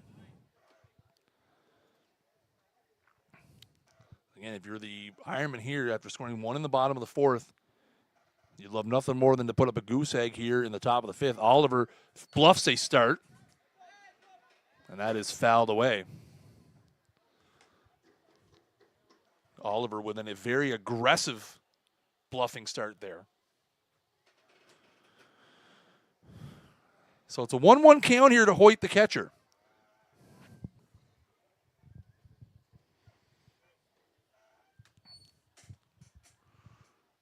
And there's a swing and a miss, strike 2. Again, the Royals have 7 hits in the ballgame. 6 of those 7 have come from the top 4 in their order. The only hit in the bottom 5 was a single by center fielder Thomas Hoyt last inning. He singled and stole a bag. Ended up being stranded at third. So it's 1-2 is the count here now to Hoyt. Josh Dennis, the first baseman, is standing on deck.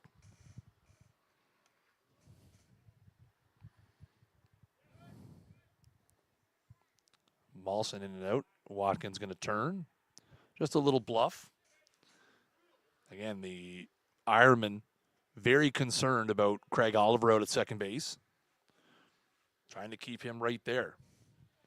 As Oliver has a sizable lead. And there is a foul back. So that'll keep the count 1-2.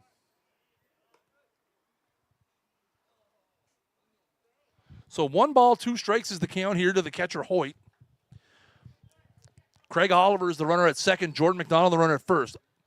Oliver reached with a leadoff double. Jordan McDonald was hit by a pitch. Colby Lyle popped out in foul territory to the third baseman. Here we are. 1-2, 1 out. And he's going is Oliver, and that's a base hit into right field, and that is going to score a run. So that will score a run. I think Oliver probably would have scored anyway, but that makes it 3-1 Royals. And again, we said it would be if the Royals could get some hitting from the bottom half of their order. Well, there is a key one right there from the catcher, Nick Hoyt. A great piece of hitting as he takes that one the other way, drops it in front of the right fielder, Andrew Langtang, and picks up an RBI. So now it's 3-1. And now you still have runners at first and second here with one out, and that brings up Josh Dennis, who has flown out twice in the ballgame, once to short and once to right field. And that is in there for strike one.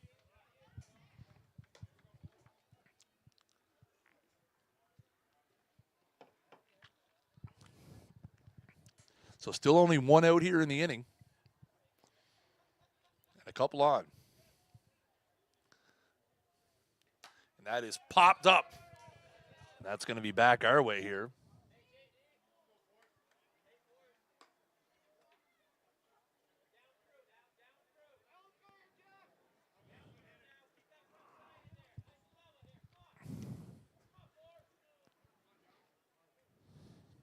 So 0-2 is the quick count here to Dennis.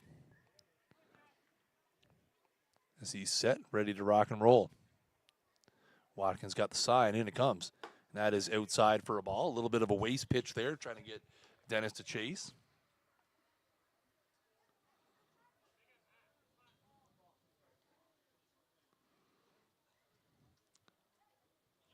So here comes the 1-2. And that is a base hit into right field. Langtang up with it, and they are going to hold the runner at third. Langtang with a great arm out there. And McDonald not the most fleet-of-foot runner, so now it's going to be bases loaded with one out for Matt Munn.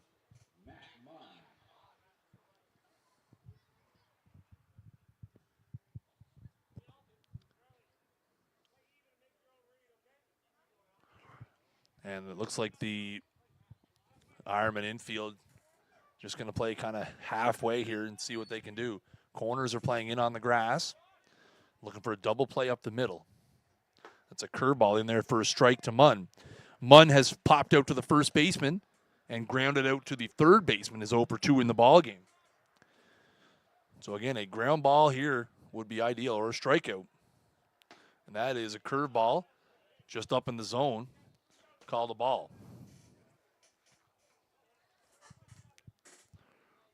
So 1-1's the count here.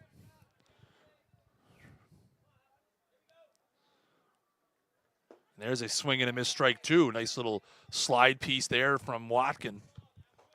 Gets Munn to chase. So now he's in the driver's seat here. 1-2. And you'd love a strikeout here if you're Watkin. Here comes the 1-2. That is called strike three on the outside part of the plate. Munn goes down looking in a key situation. That is a huge second out of the inning here.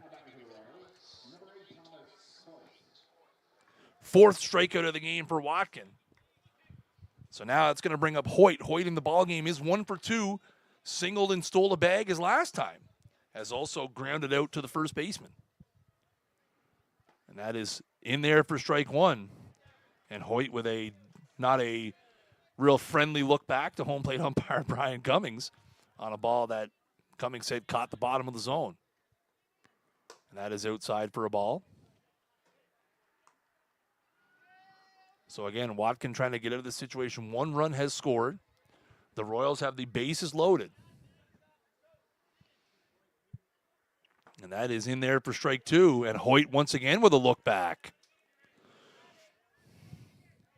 And I'll tell you, the Royals traveling with a short bench here. So Hoyt's going to have to keep his composure. And that is inside for a ball. Hope everybody's having a great Thursday wherever you're watching from. It is a cool, crisp Thursday evening here at Ironman Field. And here comes the 2-2 from Watkin. And that is fouled away at the plate.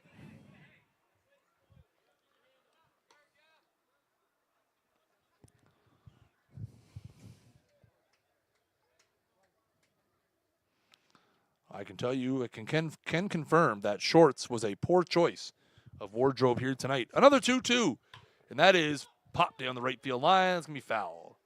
Oh, that caught somebody in the stands. out there in right field as that hit off the top of the wall. That caught somebody down the line there, an unsuspecting fan.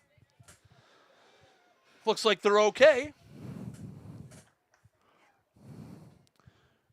Nothing, a little Coors Light isn't going to help. Here comes another 2-2. And that is lined into left center field. That's going to be a long run, but McKay is there, and he makes the play. So Watkin gets out of it and strands the bases loaded. The Royals do score 1. And after 4.5, it's going to be the Fredericton Royals 3, your Chatham Miramichi Honda Ironmen 1.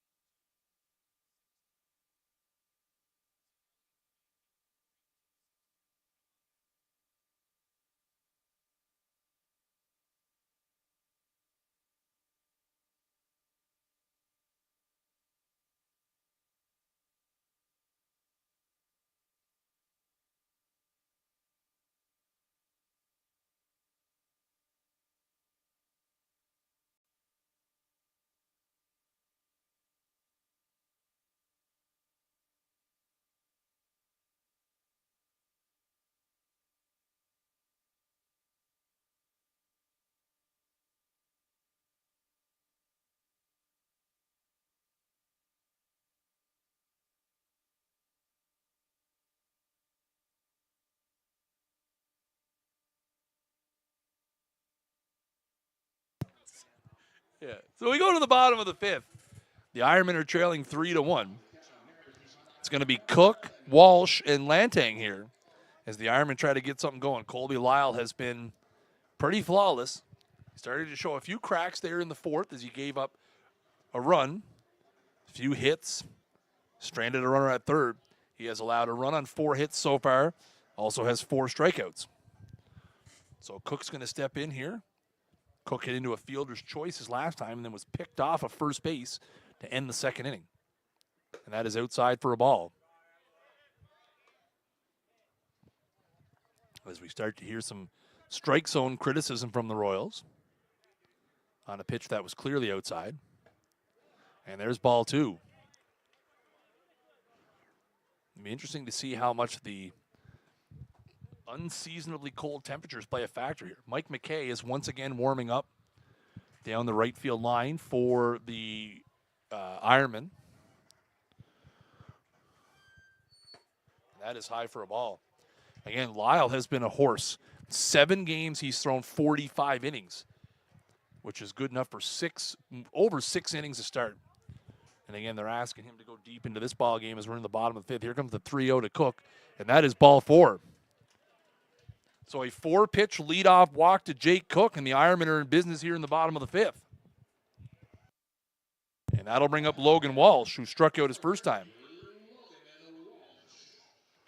Walsh being at the plate gives me another opportunity to plug the Chatham O'Donoghue's Junior Ironmen, who are awaiting their opponent in the New Brunswick Junior Baseball League Finals. Check out the Junior Ironman Facebook page for all the scheduling details. And that is a curveball in there for strike 1. As Lyle answers right back after the 4-pitch walk with a curveball for a strike. And the Junior Ironman dispatched the Metro Mudcats 3 straight games. breaking out the brooms for a sweep.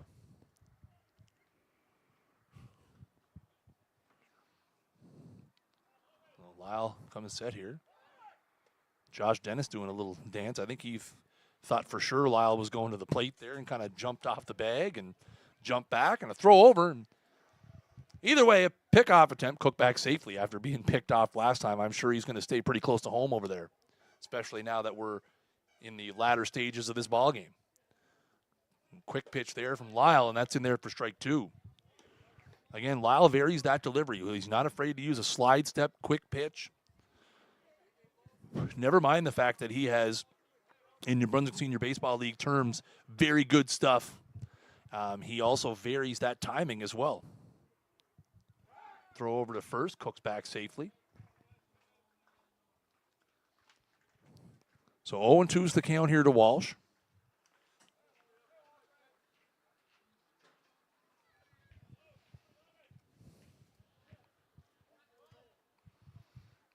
Here comes the pitch, another slide step, and that is outside.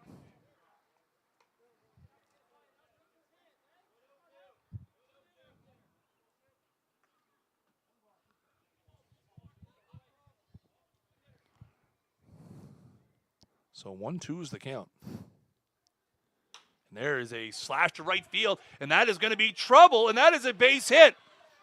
Cook will stop at second. So a bloop single to right field. Logan Walsh sticks the bat out and makes something happen, and the Ironmen have the first 2 runners on here in the bottom of the 5th. And you have to assume this may be a sack situation for Andrew Lantang. The way he handles the bat definitely could be a situation where you see a sack bunt, as the Royals are going to have a bit of a meeting of the minds on the hill as all the infield are in trying to discuss the situation, much like the Ironmen did in the last inning. So Jake Cook reaches on a 4-pitch walk. Logan Walsh with a little, excuse me, dump job to right field that falls inside the line. So 2 on here with nobody out. And Langtang's at the dish. And again, you have to assume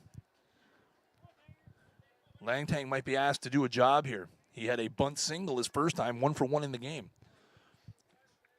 Again, Josh Dennis down at first, in on the grass. In this situation, looks like the third baseman, McDonald's, going to hang back a little closer to the bag. And we'll see if Langtang squares. And again, that was a wheel play to second just to see if Langtang was going to square around, which he did show intentions of doing. A little cat and mouse game here between the pitcher and the hitter. We'll see maybe now if he pulls it back and barrels one back up the middle. He squares, and that one's in there for a strike as Langtang pulls it back. A little low in the zone there.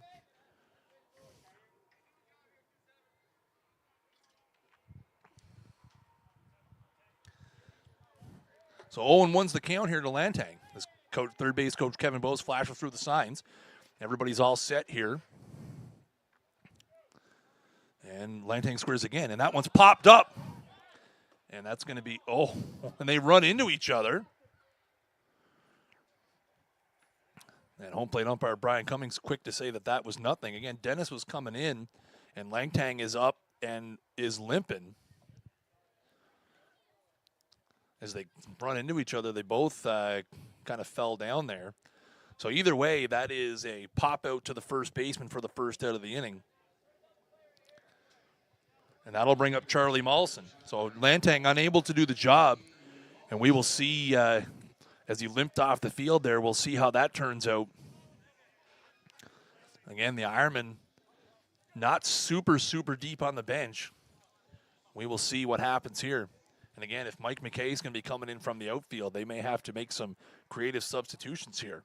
So here's Malson now. Malson hit into a double play as last time, a 1-6-3. And that is a curveball in there for a strike. The Ironmen have had their chances. They've had runners on in the second, the third, and the fourth.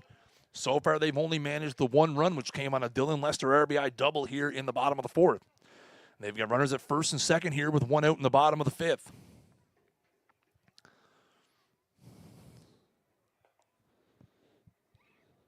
Lyle with a long pause here. Here comes the pitch. And that is hit hard to second. 4, 6, 3, and Mawson hits into a double play yet again. And once again, the Ironmen unable to make anything happen in a good situation. As once again, a Charlie Mawson ground into double play kills a rally. So 5 innings in the books here at Ironman Field. It is the Fredericton Royals 3 and your Chatham Miramichi Honda Ironmen 1. Tonight's game is sponsored by O'Donoghue's Irish Pub. Patio season is still in full swing. Enjoy a hot meal and a cold drink on the Water Street patio overlooking the beautiful Miramichi River. A great place to meet friends and family. Open Tuesday and Wednesday, 11 a.m. to 10 p.m., Thursday through Saturday, 11 a.m. to midnight, and Sunday from 2 to 8 p.m. O'Donoghue's, welcome to your pub. And we're going to have some changes here as we head to the top of the 6th as Mike McKay comes in from center field to take over pitching duties. And it also looks like Langtang is going to be out of the game as Tyrell Hebert has come in and is warming up now in right field. And it looks like Jeff Watkin has moved out to center field. So Langtang out of the game after that collision with Josh Dennis on his bunt pop-up. And Watkin and McKay will switch places. So that's going to close the books on Watkin, who, again, was asked to answer the call just before first pitch due to Zach Newman being scratched due to injury. He goes 5 innings, allows 3 runs on 9 hits, and currently is in the losing pitcher position. He also had 4 strikeouts spread across the game. And that'll bring in Mike McKay. McKay making his 8th appearance of the season is 1-4 with a 7.59 ERA across 27 2/3 innings. Has 15 strikeouts and 31 walks, which has been his Achilles heel, the free pass. And that is just outside for a ball. And his first pitch to Jack Ryan, the number 9 hitter for the Royals, and their right fielder. And again, McKay allowed 8 hits, 6 runs in Monday's game against St. John, where he took a no decision as the Ironmen came back late and picked up a win. As he was relieved by Watkin. McKay did hang on for the win. Watkin got the save. And that is a grounder to second. Mawson up with it. Throws to first. That'll be a 4-3 for the first out of the inning. So Watkin and McKay trying to reverse roles here, and the Ironmen are going to have some work to do. They got to keep the Royals off the board, and then they got to use their last 6 outs creatively.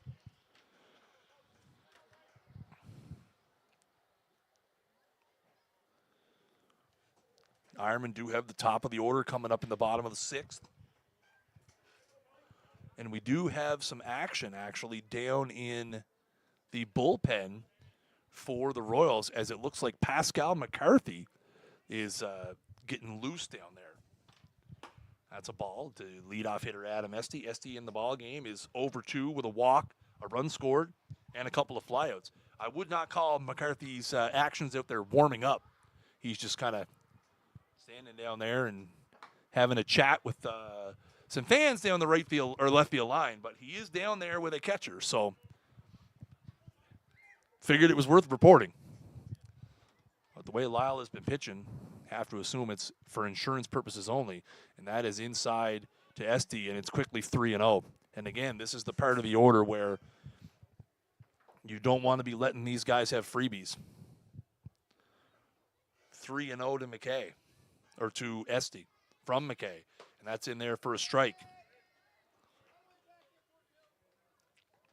As McKay tries to battle back.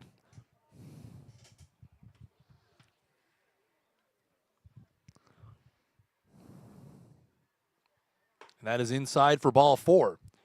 So Esty picks up his second free pass of the ball game. So there'll be 1 on and 1 out. And that'll bring up Craig Oliver. Oliver's had himself a ball game. He's got 3 hits, a home run, a double, and a single, triple short of the cycle. Has a couple of runs scored and a couple of RBIs.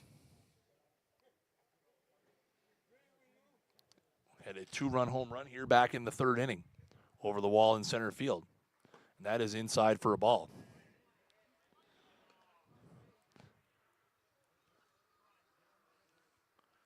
First base coach Kurt Cornell going through the signs. We'll see if Esty gets things rolling here. McKay with a leisurely throw over to first just to keep Esty honest.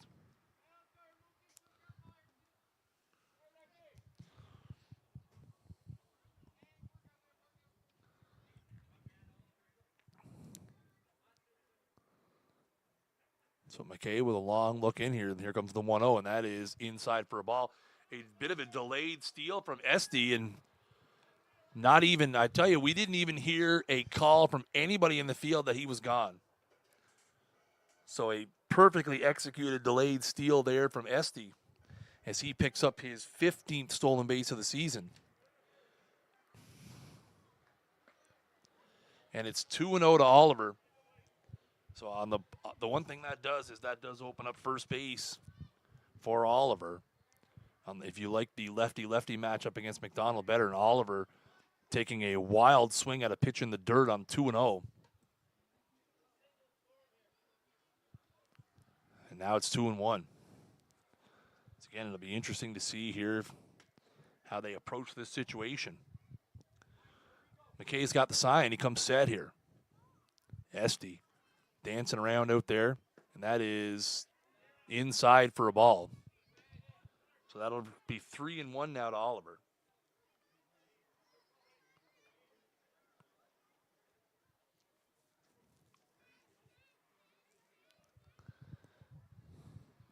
McKay's got the sign. He comes set. That is ball 4. So they put Oliver on. And that'll be first and second now for McDonald. Whatever Pascal McCarthy was doing down the line, it has ceased. As he's just hanging around on the bench down there. Again, I don't think Colby Lyle's in any sort of trouble. I think they're just having their everything lined up just in case. And that is in there. Ooh, that's down for a ball. So 1 out here, and the Royals have runners at first and second after walks to Esty and walks to Oliver.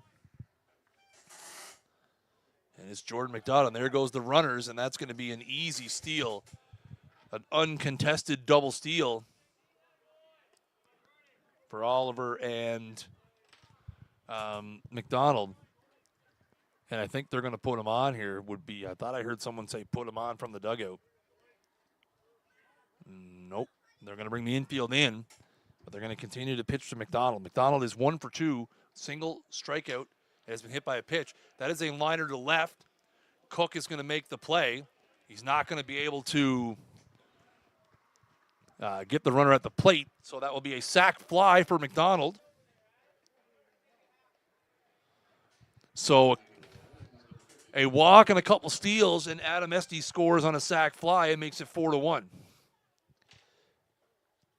A key run there for the Royals.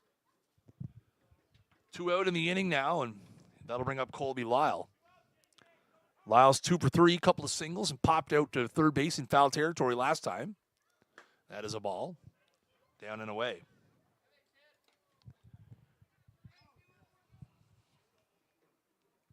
Again, a huge run there for the Royals. Put the top of the Ironman order up. And they got another run out at second as well.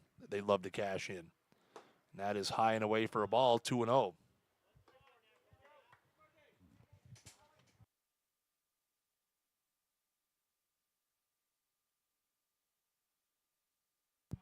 Here comes the 2-0. And that's in the dirt. Oliver's going to try to move up, and he's in there. So that'll be a wild pitch, and Oliver has moved up to third.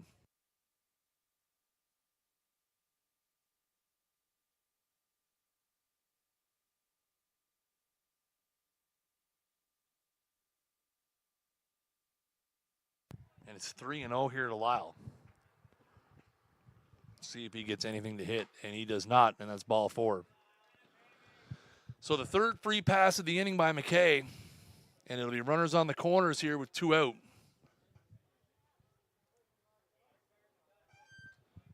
And that's going to be, timeout is going to be called by the catcher, Tyler McKay. He's going to go out and have a little chat here, just take a quick break. Try to get his pitcher refocused here.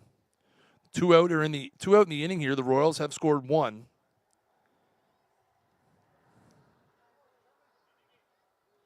To make it a 4-1 ball game. They are still threatening here with runners at the corners. 2 out. Nick Hoyt steps in now. Hoyt 1 for 3 in the ball game, had an RBI single his last time. Has also hit into a fielder's choice and struck out.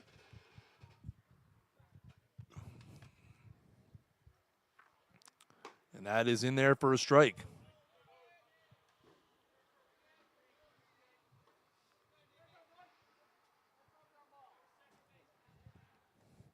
So 0-1 is the count here. And that is a looper into right field for a base hit. And that's going to make it 5-1. Again, you just can't keep giving teams free base runners and expect good things to happen, as Nick Hoyt with his second consecutive RBI single, and it's 5-1 Royals.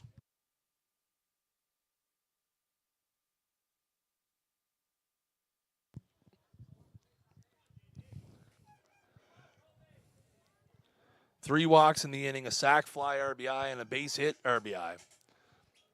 So that'll bring up Josh Dennis here. Dennis is 1 for 3 with a single. Runners at first and second here now with 2 out.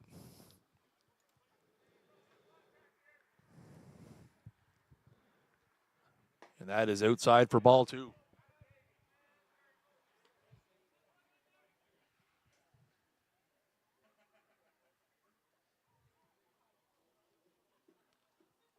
So 2-0. McKay's got the sign. Here it comes. That is in there for a strike.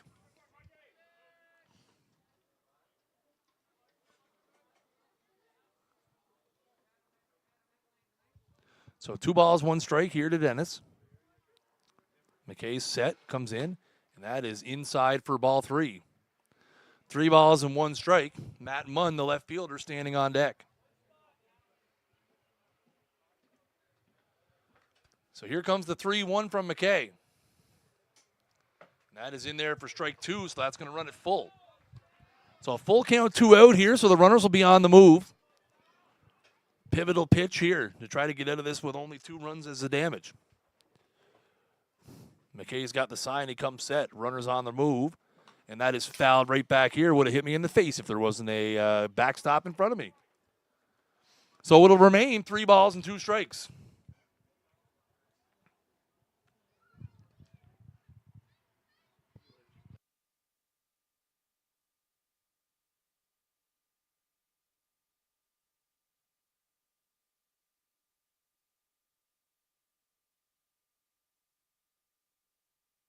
So we're in here, full count, 2 out again. Runners will be on the move. Here we go. And that is fouled in the third baseline. Bad hop eats up third base coach Kirk Cornell, much to the disappointment of the Royals dugout. Can't blame that on him, though. He had a bad hop.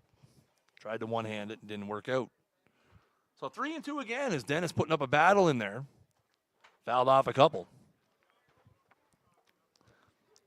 So we're going to go here again. Runners will be on the move once again. And that is nowhere near the plate. Bounces to the left of the right-hand batter's box, and it's going to go all the way to the screen for ball 4. And that's going to load him up.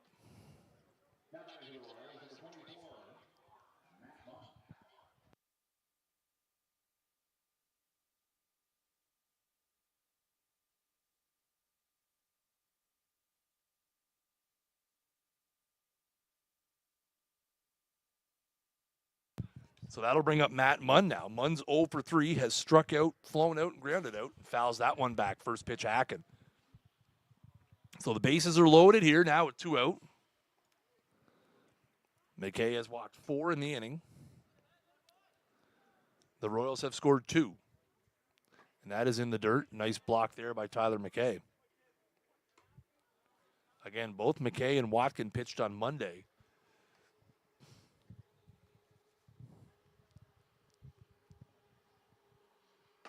And that is on the outside part of the plate for strike two.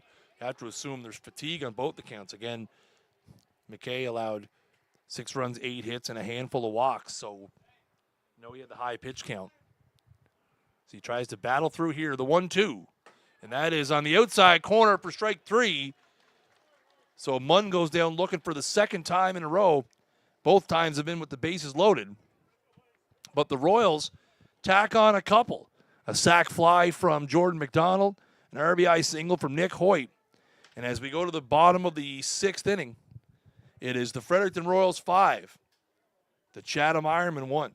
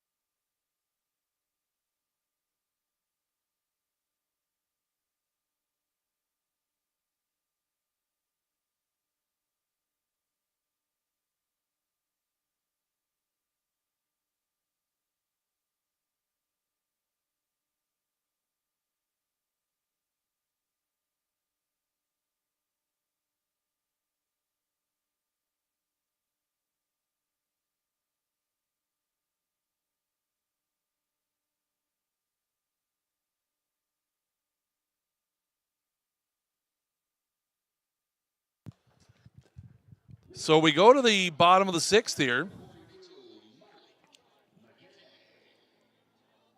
The Ironmen have some work to do as they trail 5-1.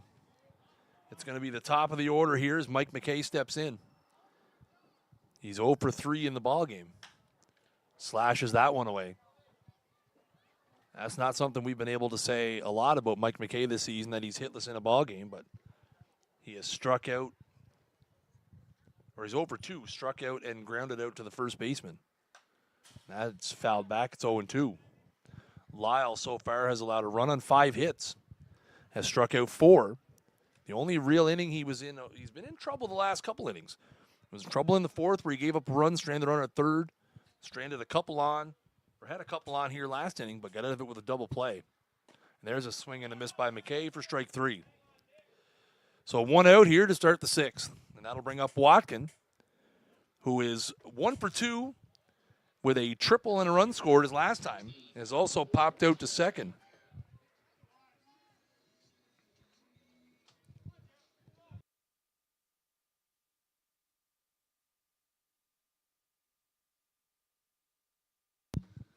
So Watkins going to step in here. Lyle ready to go. And that is in there for a strike. Again, the Royals have benefited from a couple of big double plays, both at the expense of Charlie Mawson to end a couple innings. The Ironmen just have not been able to do anything when they've had the runners on. They've had the chances. We'll see if they can keep that going. Watkin got something going back in the 4th when he led off, or he had a 1-out triple. That's down for a ball.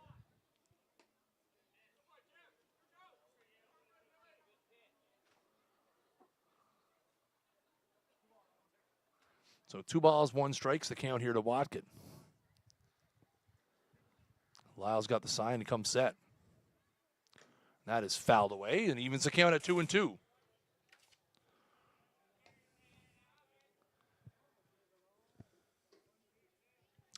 So 2 balls and 2 strikes here to the Ironman current center fielder, Watkin.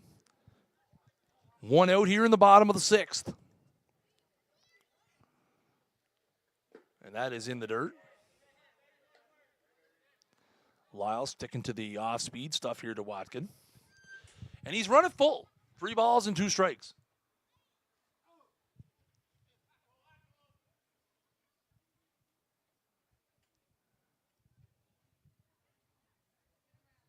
Long look in for the sign here, and he's got what he wants.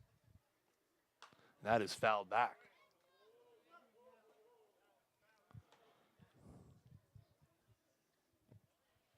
As that was a change-up that Lyle left up in the zone. Heard some groans from the Royals dugout that Watkin missed that one. So we're back in for another 3-2. And that is ball 4. So Watkin does what Watkin does best, works a free pass. And he's down to first base. So that'll bring up Lester. Lester's 1 for 2 in the game. He has struck out. And his last time up, he had a RBI double, which till this point is the only run of the game for the Ironmen. So he bats here with 1 out in the bottom of the 6th as the Ironmen try to put together a bit of a rally. And that is hit hard into center field, but right at Thomas Hoyt. Lester put a charge into that one, but unfortunately right at the center fielder. So that is going to be a loud F8.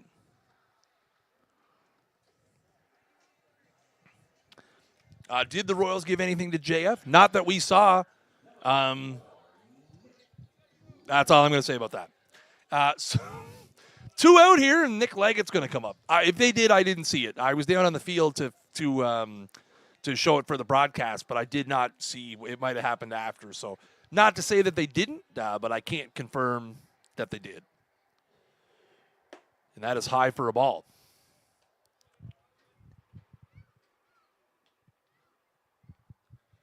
So 1-0 is the count here to Leggett. 2 out. The runner at first is Jeff Watkin.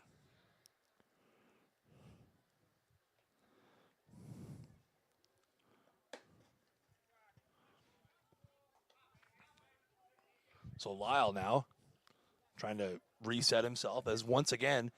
And now McCarthy seems to be warming up with a little bit of haste down the line. So we'll keep an eye on that. Again, Lyle has, anytime he's gotten into some trouble, he's been able to get out of it either with a key strikeout or a couple of double plays. And again, he's pitching to a 4-run lead here with 2 out in the bottom of the 6th. And that is outside for ball 3.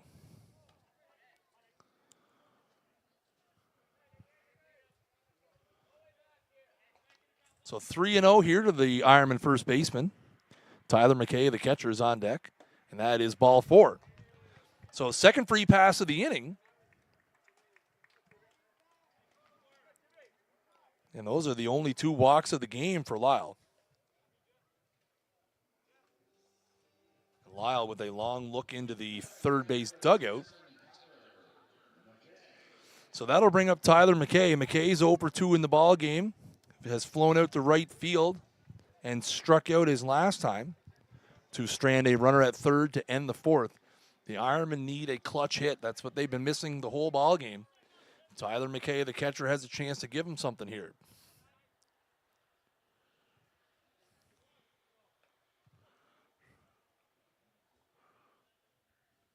And that is a slider in there for a strike.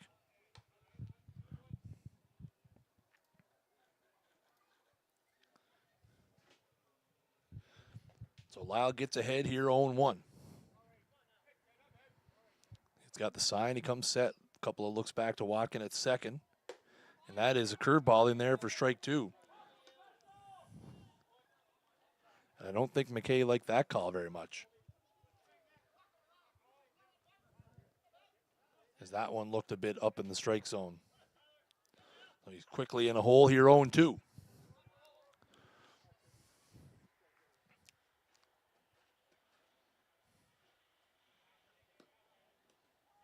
McKay going to take an extra second here just to settle himself down. So 0-2 is the count here to McKay. Lyle's got the sign. He comes set. And that is swing and a miss and foul tipped into the glove. So a 3-pitch strikeout, and once again, Lyle is able to work out of the damage.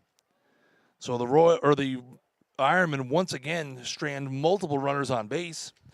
And after 6 complete innings, it is the Fredericton Royals 5 and your Chatham Miramichi Honda Ironmen 1.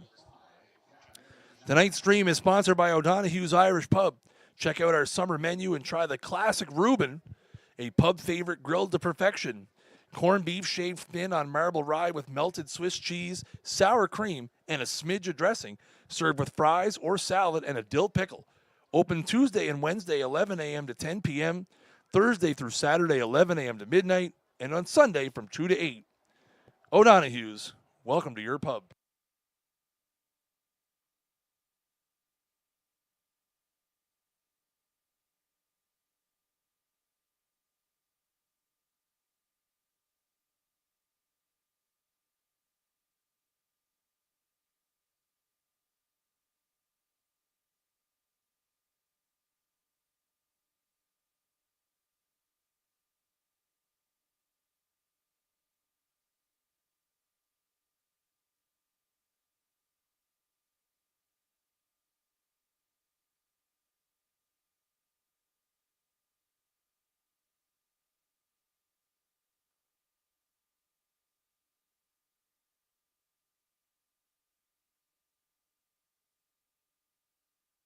So we go to the top of the 7th. Last kick at the can here for the Royals as they are in control, 5-1. Mike McKay's back out here for another inning of work. Will be his second. Gave up a couple runs in his first inning of work. 4 walks in there as well. It'll be Thomas Hoyt, Jack Ryan in the top of the order up here for the Fredericton Royals. Again, we will be the next Ironman action Saturday as the Charlottetown Islanders will be in town for a doubleheader starting at 2 p.m. And then Hoyt, first pitch grounder to second. Mollison up with it and makes the play. So 4-3. Hoyt is retired for the first out of the inning. And then the Ironmen finish their home schedule a week from Saturday when the St. John Alpines are in town. And that will be the Alpines' last tune-up before they represent the New Brunswick Senior Baseball League at the Baseball Canada Men's Senior Nationals. It will also be the last regular season games for the Royals, or for the Ironmen, assuming they don't have any rainouts. They do have road games against Moncton and Fredericton next week. The game in Fredericton is a makeup of a game that got called in the second inning a few weeks ago, and that is a bouncer to first. Leg it up with it, flip to McKay, and he makes the play.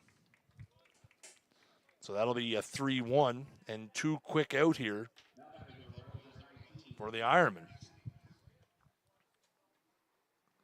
And that'll bring up Adam Esty. Esty's 0 for 2 in the game. Does have a couple of walks, a couple of runs scored, and a couple stolen bases. Some would say a classic Adam Esty scoreline. And that is in there for strike 1. Looking ahead to the bottom of the 7th for the Ironmen, it'll be Jake Cook, Logan Walsh, and the recently entered the game Tyrell Hebert, who entered after Andrew Langtang had a collision with first baseman Josh Dennis, who was fielding a pop-up bunt. Langtang left the game favoring what looked to be his left ankle. And that is fouled off.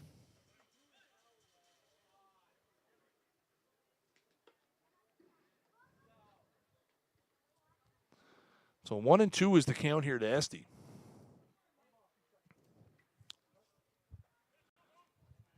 So McKay looking for a quick inning here. And that is nowhere near the plate. as Bob Euchre would say, just a bit outside. I mean, that one was 6 feet high, but neither here nor there. It's 2-2 is the count. 2 out here in the top of the 7th.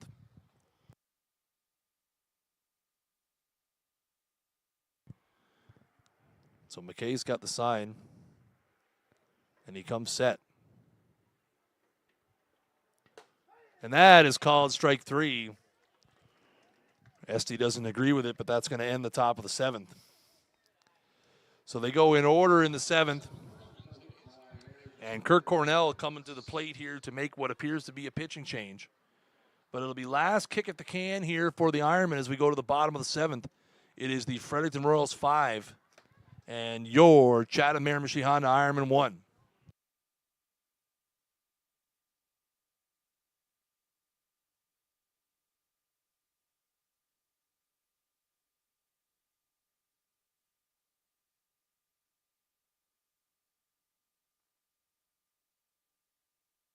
And as we go to the bottom of the 7th, we are going to have a pitching change for the Royals as they are going to bring in the big right-hander Pascal McCarthy, who will be making his 5th appearance of the season.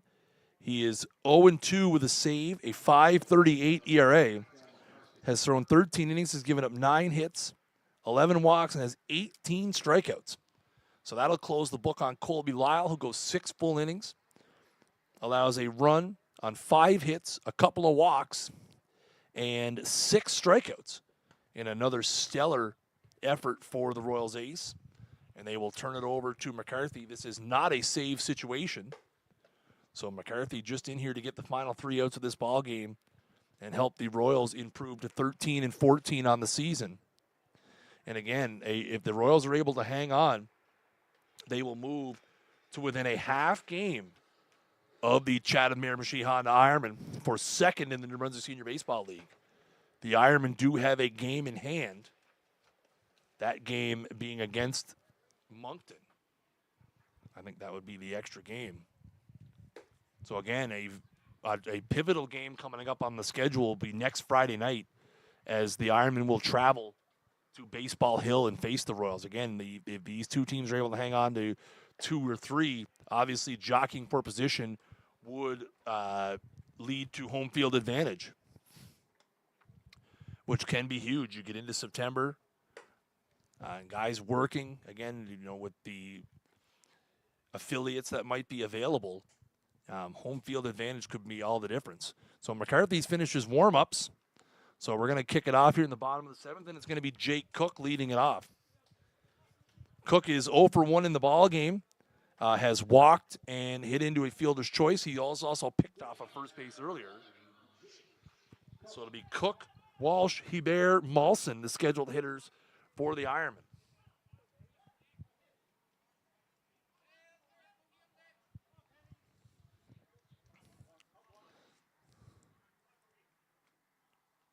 And McCarthy with a slider first pitch in there for a strike. So McCarthy trying to get some work in here.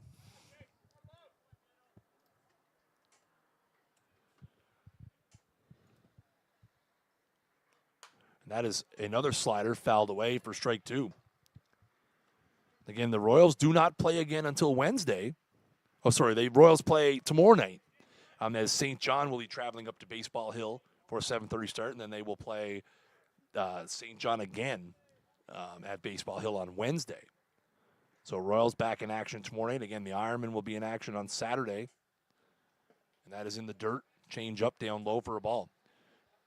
The Ironmen will be in action Saturday, 2 p.m. start, as the league-leading Charlottetown Islanders will be in town for a doubleheader. If you're in the area, come on out to the ball field. And if you're not, you'll be able to catch the game on our Facebook page, facebook.com/Chatham Ironmen. And that is fouled off at the plate. That'll keep the count 1-2.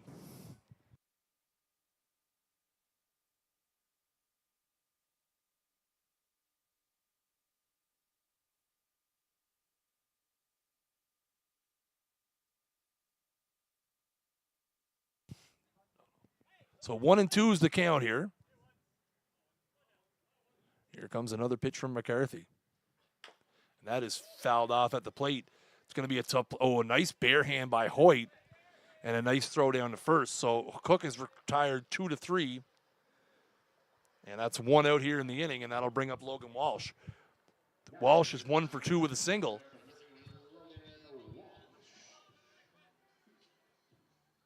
So the Ironmen down to their final 2 outs here. Need some balls to start dropping.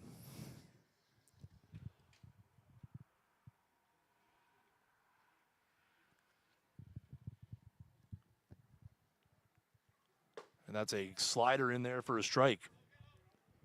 McCarthy's been sticking to the sliders. He did throw a changeup to Cook, but he's been sticking with the crooked stuff so far. And that ball is down. So that'll even the count at 1-1.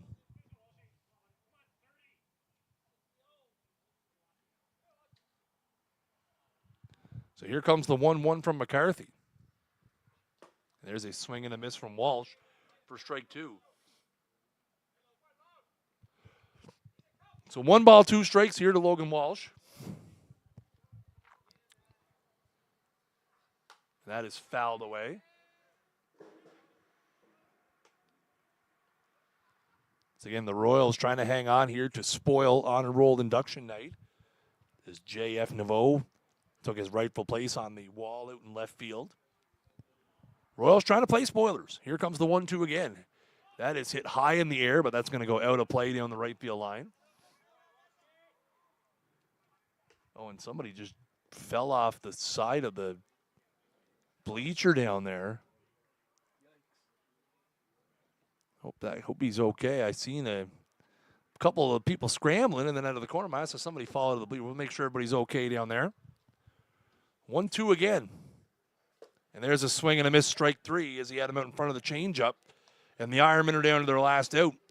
And it's going to be the first plate appearance of the game for Tyrell Hebert, who came in as a defensive replacement for Andrew Lantang. After Lantang had a collision with first baseman Josh Dennis. Hebert's hitting .211 on the season, 12 for 57. Does have a couple of home runs. And he needs to get something going here with 2 out, and that's in the dirt for ball 1.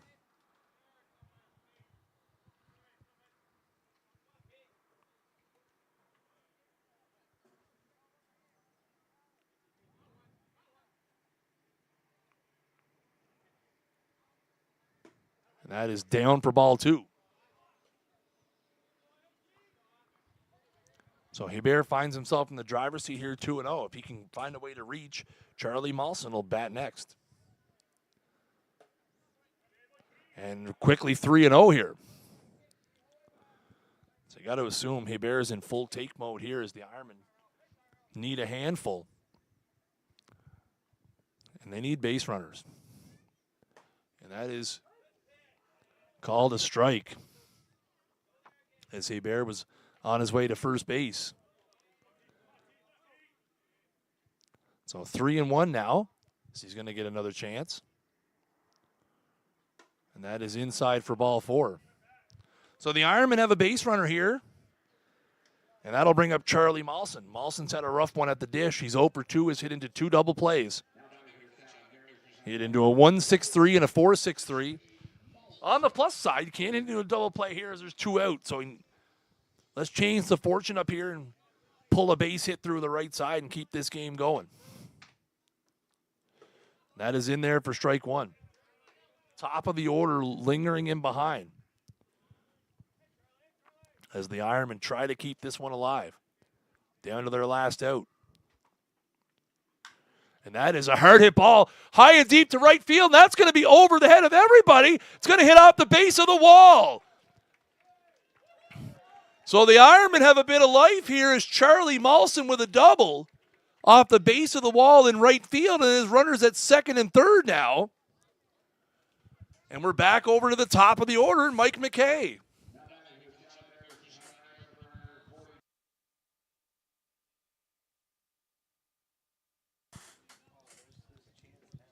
So all good things sometimes start with a walk. So Hebert able to draw a walk Ryan was playing very shallow out in right field. I don't know if he would have had a chance to catch that anyway, but he had no chance where he was playing. So here's McKay now. McKay's 0 for 3, has struck out twice and grounded out to first. And that is in there for a strike. So again, the Ironmen down to their last out here. They still trail 5-1, but they have runners at second and third as they try to get something going here with 2 out. And that is in the dirt. Nice block there by Hoyt. So that'll even the count at 1-1. If McKay was to reach, Jeff Watkin is the next scheduled hitter. And if McKay is to reach, Watkin would somehow represent the tying run. And that is in the dirt again. Another nice block by Hoyt. Again, Hebert playing it safe over at third. As the Ironmen are down 4, so not going to take any unnecessary chances. So 2 balls and 1 strike now to McKay.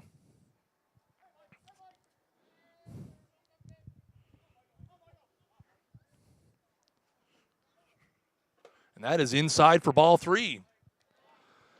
So that's 3 balls and 1 strike now to McKay. McCarthy, who got 2 quick outs here with a 2-3 ground out and then a strikeout, trying to finish it off here. And that is a base hit into right field. That's going to score 2. And just like that, it's a 5-3 ball game. Mike McKay with a 2-run single. And that'll bring Jeff Watkin to the plate representing the tying run. As we have a little bit of theatrics left to go here, folks. So Mike McKay dumps that one into right field. Both runners score, and now it's 5-3. And we are Jeff Watkin away from Jeff Watkin squaring one up away from a 5-5 ball game. One thing at a time. And that is in the dirt. And now McCarthy has spiked 3 pitches to the last 2 hitters in the left-hand side batter's box. We'll keep an eye on that because, again, if any extra bags, especially with speedy Mike McKay over there and his 14 steals. Now things are interesting. And Watkins swings and misses at that one, but it's going to go all the way to the screen. So Watkins swings through that slider in the dirt and runs the count to 1-1. McKay will advance to second base. So he's now in scoring position. Again, the key run is the runner at the plate as the Ironmen are still down 5-3. Making it interesting here in the bottom of the 7th. Hopefully you didn't leave early.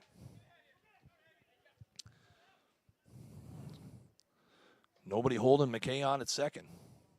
And that is outside, and that runs it 2-1. And Dylan Lester is on deck, and Lester, who is 1 for 3 in the game, has hit 2 balls very, very hard. The double he had, and then last time up hit an absolute screamer to center. If you're McCarthy, you don't want him coming up here locked in, hitting the ball hard.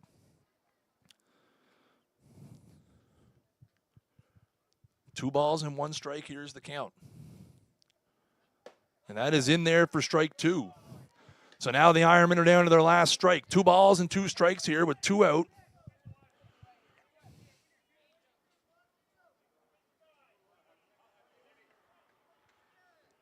Two balls, 2 strikes, 2 out. Mike McKay is the runner at second. 5-3 ball game here. McCarthy's got the sign and he comes set. Oh, somebody's called times, I heard.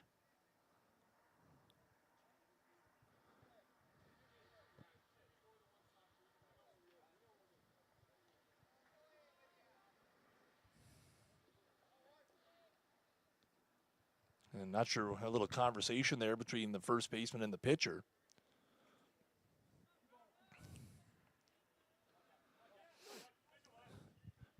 Maybe some confusion over the signs, but either way, we're back in here with the 2-2.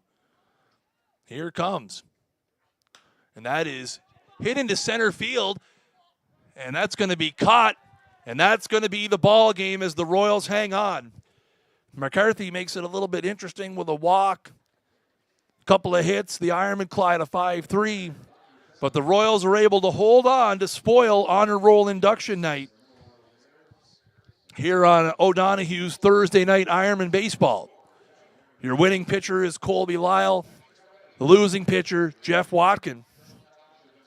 So, and again, we will be back live Saturday at 2 p.m. as the Charlottetown Islanders will be in town for a doubleheader. Again, friendly reminder, the Saturday stream will be Facebook only. So join us at facebook.com/Chatham Ironmen for that. So the final score here on this episode of O'Donoghue's Thursday Night Ironman Baseball is the Fredericton Royals 5 and your Chatham Miramichi Honda Ironmen 3. We would like to thank our sponsors of the stream, O'Donoghue's Irish Pub. Go down and check them out. And we'd also like to thank Elitecast Media for bringing you the sights and sounds of tonight's ballgame. I am Chris Jardine, the voice of the Chatham Miramichi Honda Ironmen, signing off. Until next time.